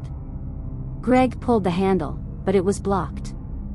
The man approached slowly, taking a scalpel out of his pocket. "Let's run through the ventilation." Kate pushed her brother against the bars in the corner. They squeezed into the narrow tunnel, scraping their knees against the rusty edges. There was a metallic clang behind him as the man tore off the bars. "Left, there's a turn here." Greg crawled forward, banging his head against the pipes. Ventilation brought them to the operating room. They fell out of the shaft directly onto the table, which was covered in brown spots. Kate grabbed the hospital map marked with crosses from the table. "Look, there's an exit through the morgue marked here. And another room in the east wing. Laboratory." Her fingers were trembling. "We need proof," Greg said, wiping the blood from his cut palm. "If this maniac is connected with Lisa's disappearance." They ran down the corridor, stumbling over cables and crumbling plaster. Footsteps echoed behind him. The lab was behind a door with a combination lock, but Greg noticed that the panel had been broken for a long time. A nightmare awaited them inside. The walls were covered with photographs of patients, teenagers, adults, old men with identical scars on their chests. There were microscopes on the tables, test tubes with colored liquids, and bags of dried blood in the corner. But the scariest thing is the refrigerator. Kate opened it and jumped back, bumping into a shelf. "This." Her jacket, she pointed to a blood-stained windbreaker with a patch of Lisa's university. "And the phone." The gadget's screen was riddled with cracks, but the last photo on the camera made Greg turn pale. Lisa was filming herself in the same lab, with a masked figure behind her. In the following frames, there is a flash, shadows, and the last frame is a close-up of a scalpel. He killed her. Here, Kate whispered. Suddenly, the light in the room went out. The door slammed shut, and heavy breathing could be heard right behind them. "You've ruined the samples," the man hissed, turning on the flashlight under his chin. The light caught his face, his skin was covered with sores, and his eyes shone unnaturally. "We will have to purge you." He rushed forward, the scalpel flashing in the darkness. Greg grabbed a jar of formalin from the table and threw it at him. The glass broke, and the liquid got into my face. The man howled, clutching his eyes, and Kate hit him on the head with a microscope. "The morgue. Let's run." They ran out into the hallway. They ran past the ruined chapel and the X-ray room and went down to the first floor. The door to the morgue was closed, but Greg kicked it with his shoulder. A stench greeted them inside. Dozens of bodies wrapped in black polythene lay on the tables. Some of the bags had been torn open, and purple, spotted limbs were sticking out of them. "These are not patients." Kate held the flashlight up to one of the bodies. There was a name tag on her wrist, Liz Renner. "Don't look," Greg pulled her toward the exit, but the door suddenly swung open. The man was standing on the threshold, holding a chainsaw in his hands. His mask had slipped off, revealing a mouth with blackened teeth. "You're part of the project now." He pulled the trigger, the chainsaw roared, breaking the silence. Greg pushed Kate aside, and the blade bit into the door frame, scattering splinters. They darted between tables with bodies, the smell of decay mixing with gasoline exhaust. "You don't understand." The man growled, ripping the saw out of the tree. "It's not murder. This is evolution." Kate stumbled over the body bag, the dead man's hand clutching her ankle. She screamed, struggling as Greg grabbed everything he could lay his hands on, glass jars, metal trays, and hurled them at his pursuer. "You crazy bastard!" Greg shouted over the roar of the saw. "Madness?" The man stopped, his voice suddenly calm, almost professorial. "Have you seen the world outside? Genetic garbage, weakness, diseases. I give them purity." He ran a hand over the sores on his face. "My skin is rotting, but I sacrifice myself to find the formula. Perfect DNA." Kate reached the instrument table and grabbed a pair of bone forceps. Her mind was clinging to bits of logic. He's not a maniac. He's a fanatic. A scientist who has crossed all boundaries. "Lisa. Did you kill her for your experiments?" "Stop it," she shouted, trying to distract him. "Killed him?" He laughed, stepping closer. "I freed her from imperfection. I'll set you free, too." Greg pushed Kate towards the exit of the morgue, but the way was blocked by a mountain of body bags. They climbed up, clinging to the slippery plastic. The chainsaw bit into the bags below. Splashes of dark liquid flew into the air. The eastern corridor. Kate remembered the map. There must be a back door. They burst out into a hallway where the walls were covered with yellowed posters from the 90s. "Trust the medicine of the future." The irony was stinging. They ran from the rooms, where rotted sheets with silhouettes of bodies still lay on the beds. "He believes he's doing good," Kate muttered, out of breath. "Like the Nazi doctors. It doesn't matter what he believes in." Greg stumbled, looking at the blood on his hand. The cut from the glass was deeper than he thought. Point. The footsteps behind him quickened. The man was breathing like a hunted animal, his words flying after him. "Do you think they are heroes? Rescuers? What if I show the world what you've done here?" He tossed Greg's phone in their direction. On the screen is a recording of them hitting him with a microscope. "Who will believe that this is self-defense? You are vandals. I'm a scientist." Kate felt the ground give out from under her feet. He's right. Who would believe them? The hospital, their entry, the attack on the doctor. Don't listen to him. Greg grabbed her arm, pulling her along. It's a game. They broke into an old pharmacy. Shelves of vials toppled over under their pressure. Greg barricaded the door with a table, but he knew it wouldn't last. Look, Kate pointed to the vaccine cooler. Inside there are folders with the names, Project Omega. The goal is to synthesize immunity through a survival crisis. He infected them, to find those who will survive. Greg flipped through the reports. Virus injections, blood sampling. Lisa was one of thousands. There was a knock outside. The door shook under the impact. You're the next generation, the voice sounded almost gentle. Your DNA is strong. Don't destroy it with stupidity. Kate pressed herself against the wall, thoughts spinning in her head. And if he's right? If these sacrifices saved millions? She looked at her brother, who was wiping blood on his pants, his face contorted with rage. No, she whispered. Even so. That's not an excuse. The glass in the pharmacy window broke. A hand with a knife reached through him. The knife sliced through the air a centimeter from Kate's face. She recoiled, stumbling over the broken ampoules. Greg grabbed a metal stand and hit the arm sticking out of the window. There was a crunch, and the blade fell to the floor. There was a groan from outside, but a second later a man's face appeared in the doorway, his eyes burning with fanatical determination. You don't see the whole picture. Stop it, he shouted, clinging to the frame. The world is sick. Corporations are poisoning us with GMOs, the air is poisoned, and people are getting weaker with each passing generation. My formula, she could create new people. Invulnerable. Kate picked up the knife, feeling the hilt stick to her palm. What if he's not lying? The thought slipped through like poison. She looked at the Omega Project folders, survival charts, lists of successful samples.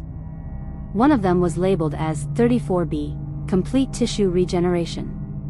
You use people like lab rats, Greg said, clutching his bloody hand to his chest. Even if your goal was good, there are methods. Methods? The man jerked his head up, and Kate saw not madness in his gaze, but cold calculation. You live in a world where thousands die every day from cancer, from antibiotic-resistant bacteria. But when someone decides to act, you call it evil. Would you prefer me to ask the ethics committees for permission? By the time they voted, humanity would have died out. His words hung in the air, heavy as smoke. Greg was silent. Kate knew that her brother always saw the world in black and white, truth against lies, good against evil. But now there was doubt in his eyes. Let's go, she whispered, pulling him toward the door. We need proof. Everything else, then. They ran out into the corridor, leaving the man struggling in the closed pharmacy. Mamorga was running, where children's shoes were lying in the corner, small ones with broken laces. Kate forcibly looked away. Do you think he could be right? Greg suddenly asked, going down the emergency stairs. No. But. She stopped in front of a door marked Archive. Unauthorized entry is prohibited. What if these are samples? What if one of them survived? Did you get what he promises? They found video cassettes in the archive. The face of Dr. Veit, the one who committed suicide, flashed across the screen of the old monitor. He was talking into the camera, holding a test tube in his hands. Patient 34B has shown unique properties. His wounds heal in minutes. But there are side effects. Aggression, paranoia. We must destroy all the samples before. The recording stopped. He didn't make it. Kate pulled out a disc marked 34B. The man is in the basement. He called you strong DNA. Greg paled. He remembered how the cut on his arm stopped bleeding after 10 minutes. A noise from the upper floor roused them from their thoughts. The man kicked down the door of the pharmacy. His footsteps echoed on the ceiling. He's looking for us, Kate whispered. And it won't stop. Because we are a threat to his mission. They crept into the chapel. Instead of a cross, there was a portrait of Dr. Veit in a black frame on the altar. The candles had long since decayed, but in the beam of the flashlight, Kate noticed a folder marked "Perfect." Inside there are photos, children, teenagers, adults with drops of blood on their lips. There is a stamp on the back, "Rejected." "He didn't create superhumans," Kate said, flipping through the pages. "He was looking for them among us. Those whose DNA could mutate. And the rest." Greg sat down on the bench, clutching his head in his hands. Lisa was a journalist. She had learned too much. The shadow in the doorway made them flinch. The man was standing on the threshold, leaning on a crutch, his leg was unnaturally twisted. He smiled like a proud teacher. "Now you see. You are rare specimens. Don't ruin yourself." Kate stood up, clutching the CD in her hand. "Even if you're right. You took away their choice. You've decided that you can play God." "God," he laughed. "The gods are inactive. I am the one who acts." Greg stood up, shielding his sister. His hand was clutching a knife found in the morgue. "We're leaving. And we will make everything public. Let the world decide for itself." The man sighed like a disappointed parent. "Then I'm sorry. Your potential, it could change history." He took out the remote control. There was a click somewhere in the walls, and the iron shutters began to come down on the windows. "A choice, you say?" His voice sounded sad. "You don't have it anymore." The steel shutters were coming down with a bang, cutting off the last rays of moonlight. The air in the chapel was thick as syrup. Greg rushed to the nearest window, trying to get his fingers under the heavy slab, but the man clicked the remote control. The mechanism accelerated, almost chopping off his hand. "You are naive," the voice of the pursuer sounded from the speakers mounted in the walls. "Do you want to make the truth public? What if the world wants my project? Imagine armies of soldiers who don't feel pain. Doctors who are resistant to radiation.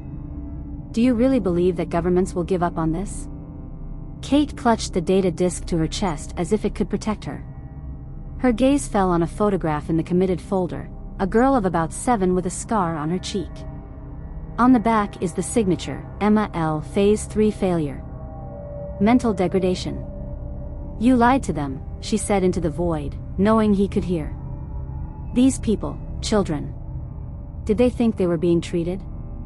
"I told some people the truth," the man replied. His shadow flashed behind the stained glass, broken back in the 90s. The volunteers believed in a great goal. They became part of the system. Like your Lisa. She came here begging for a chance to save her sister from leukemia. Greg froze. Lisa had a sister. She died a year before her disappearance. "You're lying," he whispered, but there was no longer any confidence in his voice. "Check file 34B, the man's voice held a barely concealed sneer. Kate inserted the CD into her laptop from her backpack. A video appeared on the screen, Lisa in a hospital gown, her face emaciated but determined. "I agree. If it gives others a chance." Lisa's voice was interrupted by a cough. The camera turned off. "She was sick," the man explained. "Cancer in the last stage. I suggested an alternative. And they killed her when the experiment failed?" Kate shouted, but her words hung in the silence. "I gave her a choice." He limped into the chapel. In his hands is a syringe with a purple liquid. "As soon as I give it to you, accept the improvement or die as a marriage of evolution." Greg looked at his sister. In her eyes, he saw the same question that was running through his mind. What if it's the only chance? His hand involuntarily reached for the cut. The wound had already closed with a thin pink scar. "Even if your drug works," Kate began, retreating to the altar, "you turn people into tools. You're taking away their humanity." "Humanity?" He laughed, holding the syringe up to the light. The purple liquid shimmered like oil. "Humanity is a mistake of nature. Consciousness trapped in fragile flesh. I'm offering freedom." Greg suddenly lunged forward, knocking out the syringe with an elbow. The glass shattered, and the liquid spread across the floor. The man screamed, trying to grab him by the throat, but Kate hit him on the head with a file folder. The papers flew apart, revealing photographs: Emma L. in a cage, Lisa chained to a cot, Dr. Veit with a gun to his temple. "You're not a god. You're not even a scientist," Kate hissed, clutching the disc to her chest. "You're a corpse collector." The man, sitting on the floor among the wreckage of his archive, suddenly spoke softly, almost confessedly. "My son died at the age of 6. From the flu. The banal, common flu." He took off his mask, revealing his entire face for the first time: ulcers, necrosis, but eyes. His eyes were filled with despair. "I created the vaccine when it was too late. Now I'm fixing it." A rumble outside interrupted him. The shutters shook as someone banged on them from outside. "The police." There was a muffled cry. "Open up." Kate breathed a sigh of relief, but the man jumped up, his face contorted with rage. "You doomed them. Everyone who could survive." He rushed to a hidden panel on the wall, pressing a red button. A siren sounded somewhere in the back of the building. "The self-destruct system is activated. Data, samples, everything will burn. And you're with them." He ran out, slamming the door. The metal shutters were completely blocked. "We need to find a way out before the explosion." Greg began to fumble around the walls, but Kate stood still, looking at Lisa's photo. She agreed, she whispered. "So we are. We could have." "No." Greg grabbed her by the shoulders. "Even if he is right, it does not give the right to decide for others. Did you hear what he said about his son? He's not a savior. He's obsessed, taking revenge on the world for his pain." The siren was getting louder. Plaster crumbled somewhere. "The chimney," Kate pointed to the fireplace behind the altar. "Old buildings always have an outlet for smoke." They climbed into the narrow shaft, scratching against the bricks. Smoke was already rising from below. A man had set fire to the laboratory. The chimney narrowed with every meter. Greg, crawling through first, felt like a hot brick burning through his skin, through his clothes. Acrid smoke rose from below, eating at his eyes. Kate was coughing, clutching at his sneakers. "Just a little more," he shouted, although he wasn't sure. A light flashed overhead. Greg knocked out the rusty grate with his fist and fell out onto the roof. The cold air hit my face, but the hospital wing was already on fire behind me. He helped Kate out, and they ran across the sloping roof, stumbling over broken tiles. "There. Fire escape." Kate pointed to a metal structure that was barely hanging on the wall. They were descending when an explosion shook the building. A fireball burst out of the laboratory windows, scattering debris. Greg barely held on, hanging on to the railing with one hand. "Don't stop," Kate shouted, already jumping to the ground. They fell into the bushes when the second explosion threw the fire escape towards the parking lot. Greg sat up and saw a figure in a burning bathrobe walking across the lawn. The man was holding out his arms to them, his voice blending with the crackle of the flames. "You ruined everything." His body collapsed, turning into a torch. Kate opened her hand, and the data disk was intact. Her backpack was lying nearby, with the Omega Project folder sticking out of it. "We have to give this to the police," Greg said, but Kate remained silent, staring at the burning hospital. An hour later, when the firefighters and police arrived, they told me everything. But when the detective asked for proof, the disk turned out to be empty. The folder contained only Dr. Veit's medical history and unsigned photographs of patients. "Are you sure you saw everything?" the detective asked skeptically, looking at their disheveled faces. The next day, the local news reported on a tragic fire in an abandoned building. Not a word about Lisa, the experiments, or the sample jars. Greg, sitting on the porch of his trailer, looked at the scar on his arm. The wound healed without a trace. He took out a crumpled piece of paper from his pocket, the one that had fallen out of the folder in the chapel. It had a cloud storage access code and coordinates: 60.1 degrees north, 101.4 degrees east. "We're not done," Kate said, appearing in the doorway. She had a plane ticket in her hands. "I have always considered our school to be exemplary: cameras in the corridors, metal detectors at the entrance, monthly exercises in case of a shooting.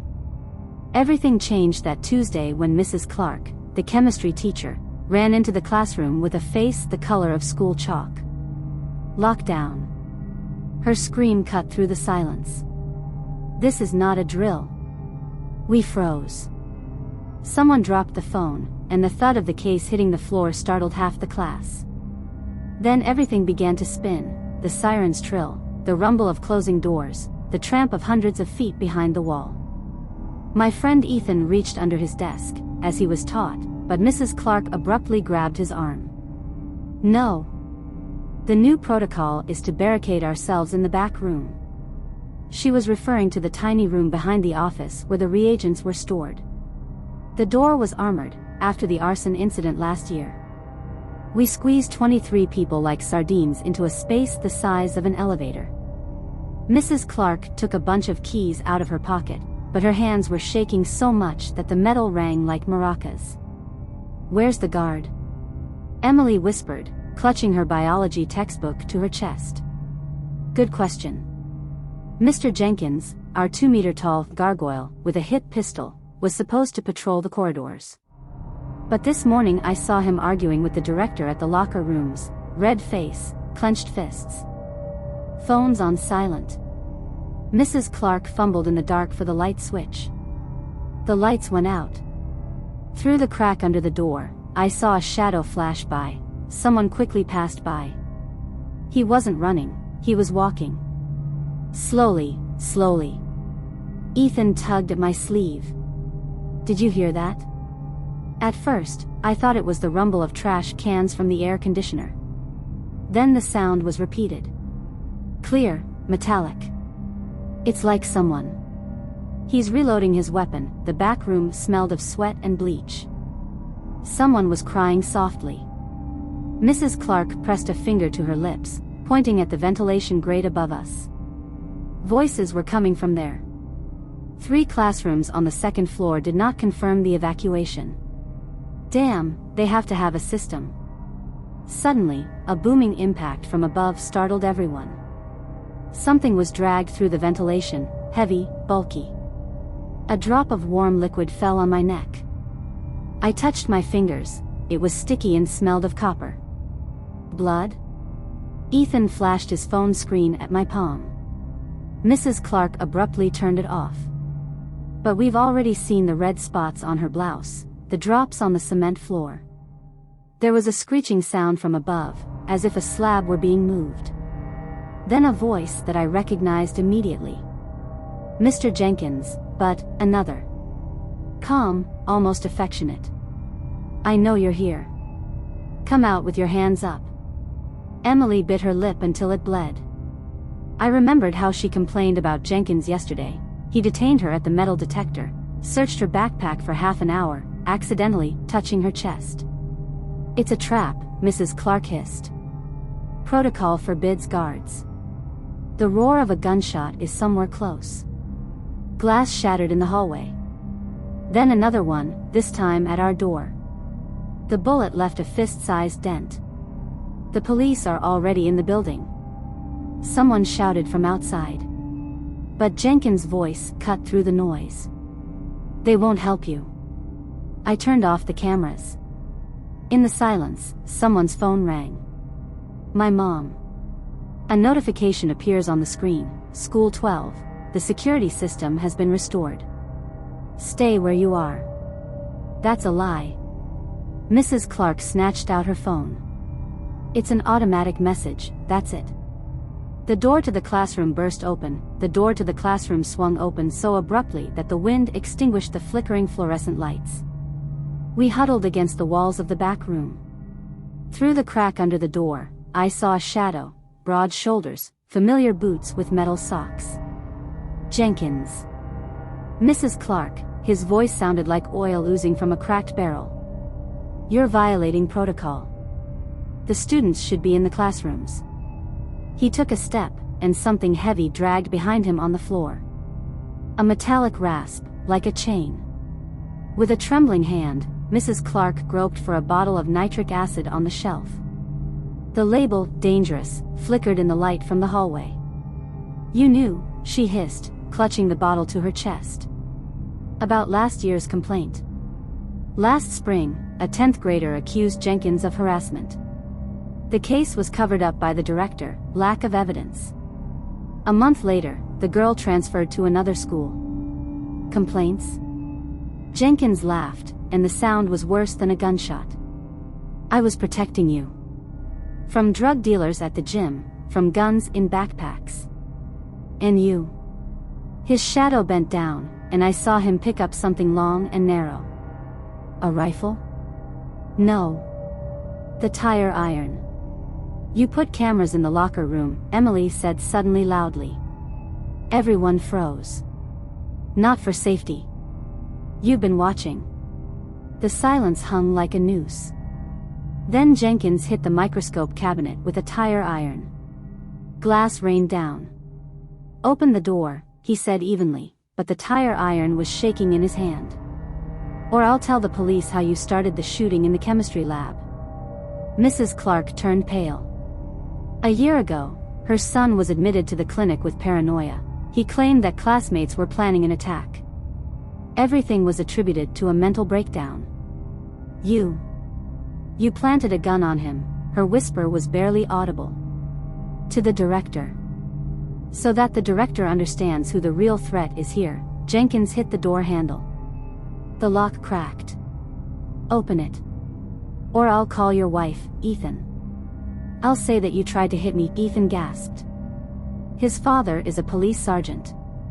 3 months ago, he broke his son's arm for disrespect. My phone vibrated in my pocket. Text message from an unknown number. The window in office 12B is not blocked. 5 minutes. I nudged Emily, showing her the screen. She nodded, slowly taking off her sneakers. We surrender. Mrs. Clark suddenly shouted. I'm opening it. She took a step towards the door, but instead of the key, she threw a bottle of acid towards the window. The glass hissed as it dissolved, revealing a black rectangle of night. Run! She screamed, grabbing the next bottle. We rushed to the breach, burning our hands on the edges of the glass. Jenkins roared, breaking down the door. Emily was the first to climb out onto the ledge. The wind was in my face, 3 meters down to the lawn. Jump! Ethan shouted, but she froze, staring at something to her left. A man in black was clambering up the wall, clinging to a drain pipe. A shoulder bag, a flashlight on his forehead. Not the police. A medic? Help me! I shouted, but the stranger abruptly raised a finger to his lips. An engine roared from below. An unmarked van.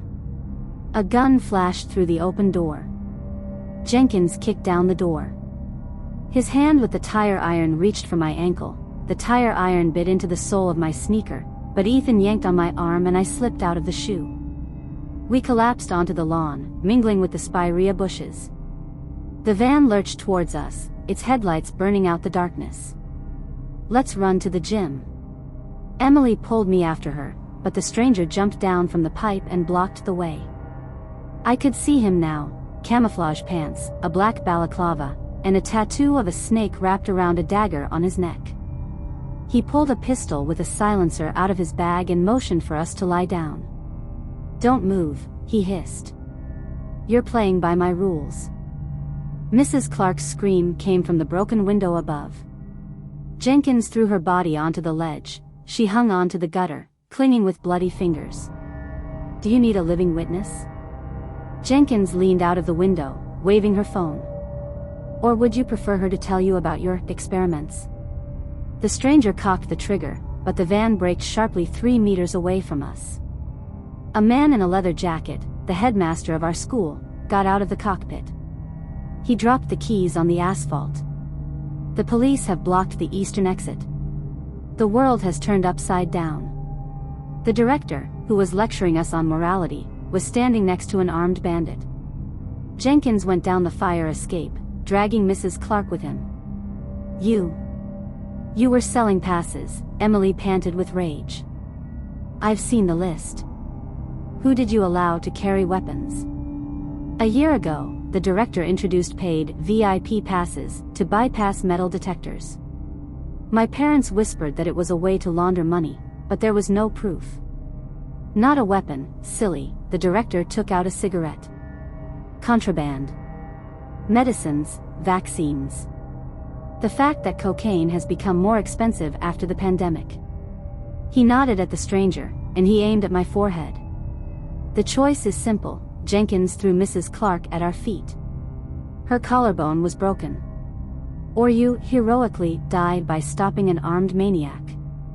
Or he took out a dictaphone, you admit that you planned the attack yourself.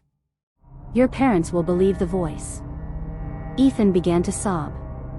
I remembered his father, a sergeant who believed in tough love. If he hears the recording. And if we agree? Emily asked, unexpectedly firm. The director chuckled. You will become our eyes at school. Report suspicious conversations. And for this. He tossed us 3 bundles of $100 bills. Pocket money.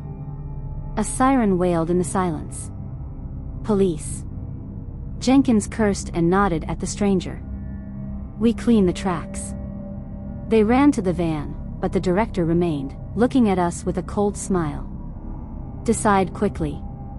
The cameras will be here in 5 minutes. Mrs. Clark whispered through her broken teeth. Don't believe it. They will kill. Emily picked up the wad of money, tore it open, and threw it into the wind. I'm not your dog. The director sighed and took out his pistol. The shot didn't go off.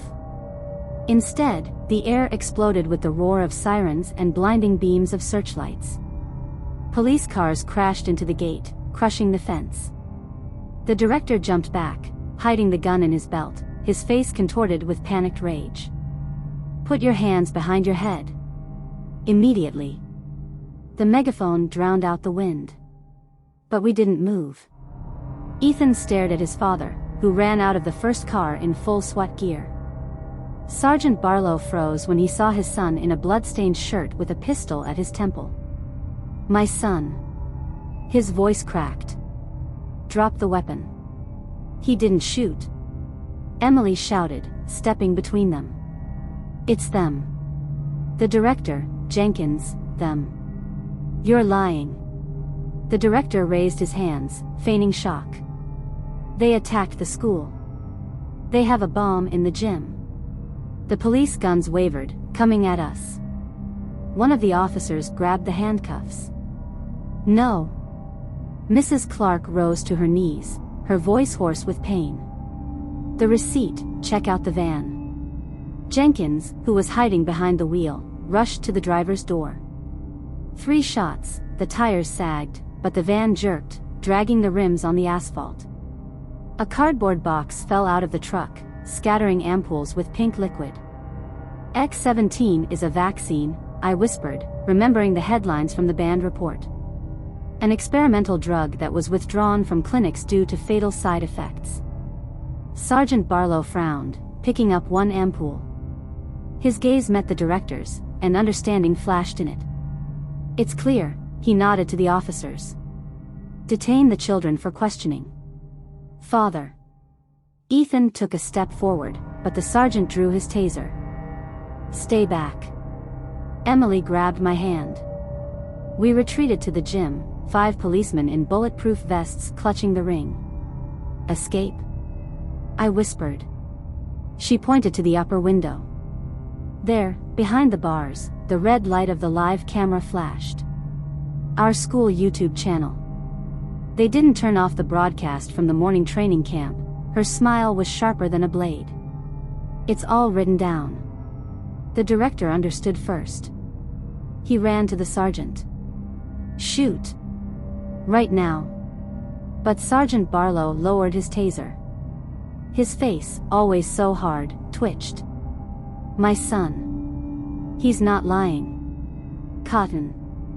A drone with a camera fell from the roof of the gym. The news channel's logo flickered on his tablet screen. The chat exploded with messages. "What's going on? Is this real?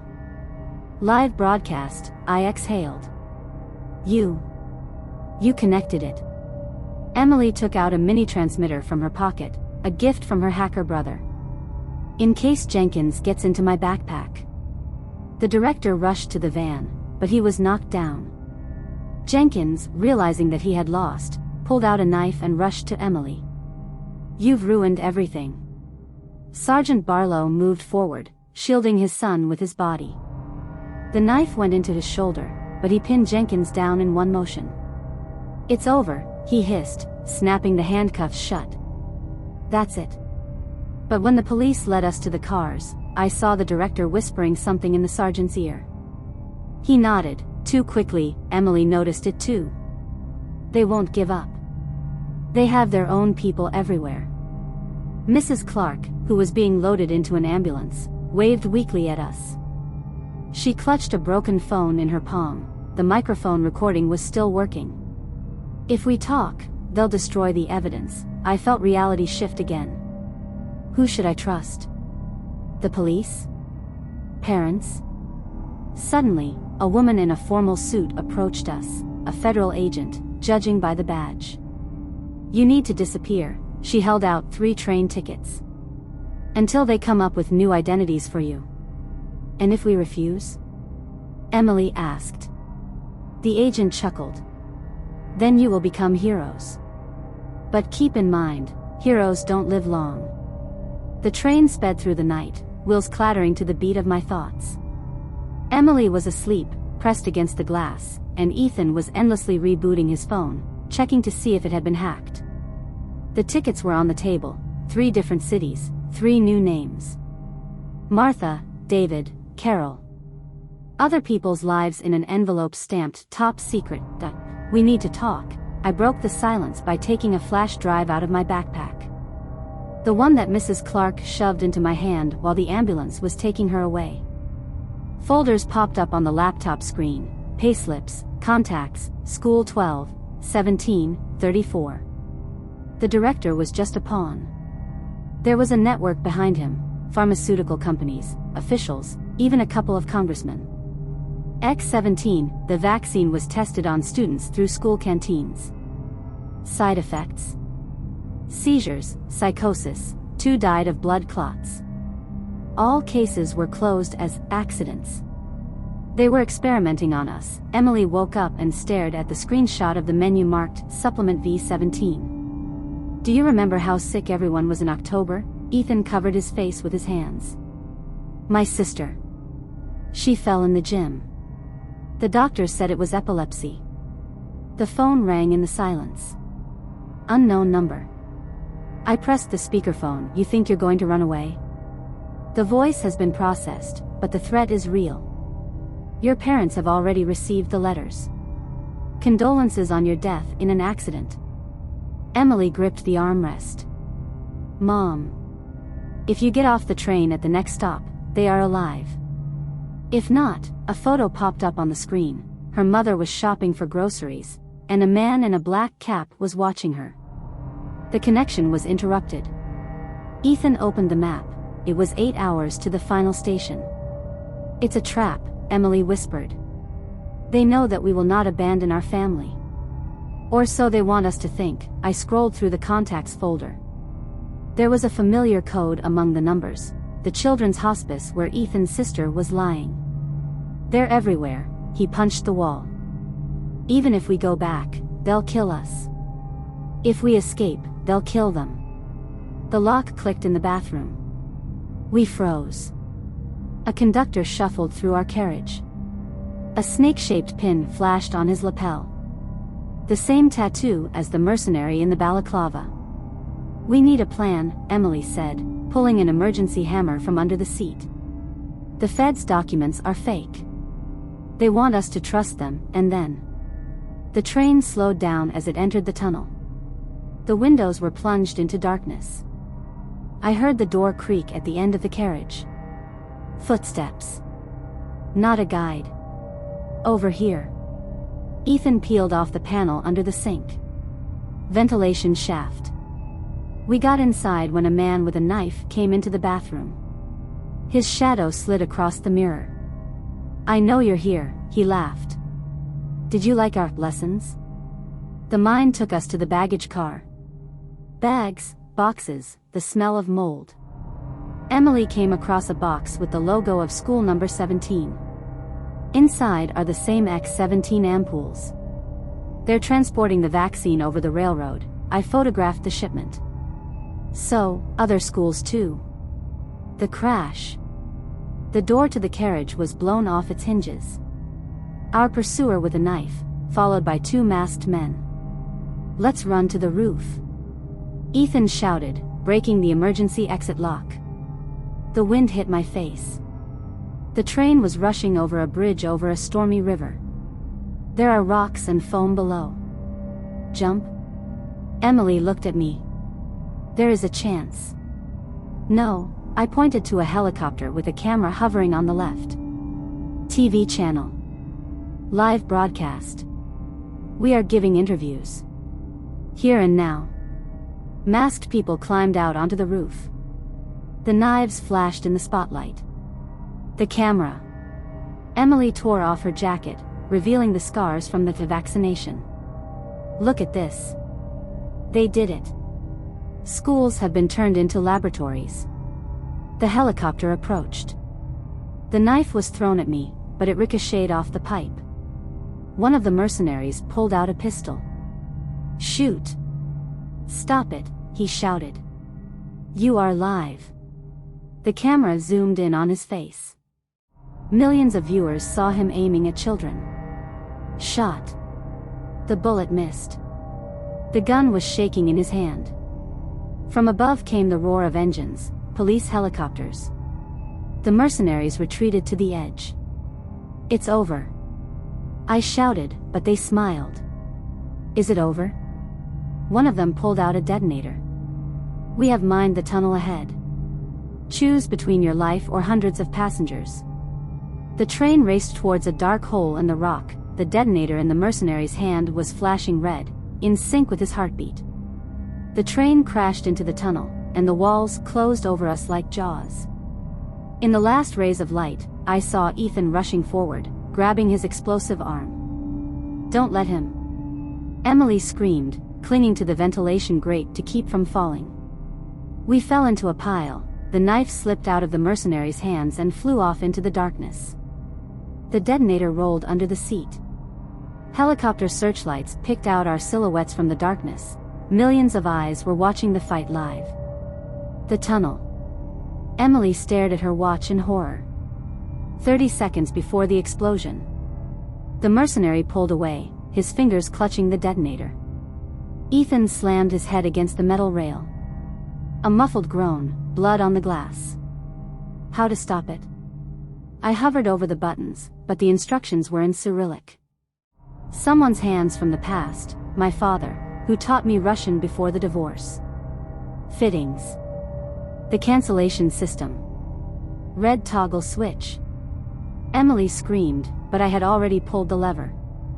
Silence. Then a crash, but no explosion. The emergency brakes whined, and sparks lit up the tunnel. We were thrown forward, and Emily hit her head against the wall. The train stopped, frozen half a meter away from the explosives. They're alive. Ethan held up the flashlight. The mercenary was lying unconscious, his arm trapped under the wreckage of the seat. But the ether has already done its job. Notifications flashed on phones. School scandal. Networks are involved in experiments on children. Parents, journalists, and bloggers all demanded answers. They'll find us, Emily whispered, wiping the blood from her temple. But those who are behind it, they won't give up. Footsteps came from the tunnel. Dozens of lanterns. The police? The feds? Or their people? Hands in plain sight. A familiar voice. Sergeant Barlow came out of the darkness, but now without armor, in civilian clothes. Behind him is a crowd of parents with phones and homemade posters. Bring back our children. Father. Ethan took a step forward, but the sergeant lowered the gun. I'm not your father. Your father would have died for the truth. He tossed him a bunch of keys. The van is at the exit. Go to your sister. Emily grabbed my hand. It's a trap. They want us to escape, and then people will decide that we are criminals. I looked at my parents. They were crying, hugging each other, but some of them looked at us with anger. Why did you stay alive, but our children? Sergeant Barlow came up close. Run away. Before they changed their minds. We crawled along the train, but a scream stopped us. Traitors. A woman with a photo of her son in her hands threw a can of paint at us. You knew everything and were silent. The paint got into Emily's face. She didn't wipe it off. We weren't silent, her whisper was picked up by the cameras. But you weren't listening. The van turned out to be an old Toyota with fake license plates. There are passports, money, and a pistol with one cartridge in the trunk. Ethan got behind the wheel, his hands shaking. Where to? He turned the key. Back to where it started. I took Mrs. Clark's flash drive out of my pocket. There was a label on it, the coordinates of the laboratory where X-17 was created. We'll destroy everything. Emily buckled her seatbelt. Every sample. Each document. But when the engine roared, a black Jeep without license plates flashed in the mirror. Behind the wheel is the agent with glasses, the one who suggested that we disappear. They're coming for us, I said, clutching the flash drive to my chest. So we're on the right track. The Jeep accelerated. The Jeep crashed into our bumper, knocking the Toyota into the oncoming lane. Ethan pulled onto the dirt road, kicking up columns of dust. The laboratory loomed in the distance, an abandoned warehouse with bars on the windows. We're going in through the back gate. Emily flashed the map on her phone. There's a loading area. We flew into a dilapidated hangar. Inside there are rows of refrigerators with X-17 ampoules, server racks, an operating room with dried blood on the tables.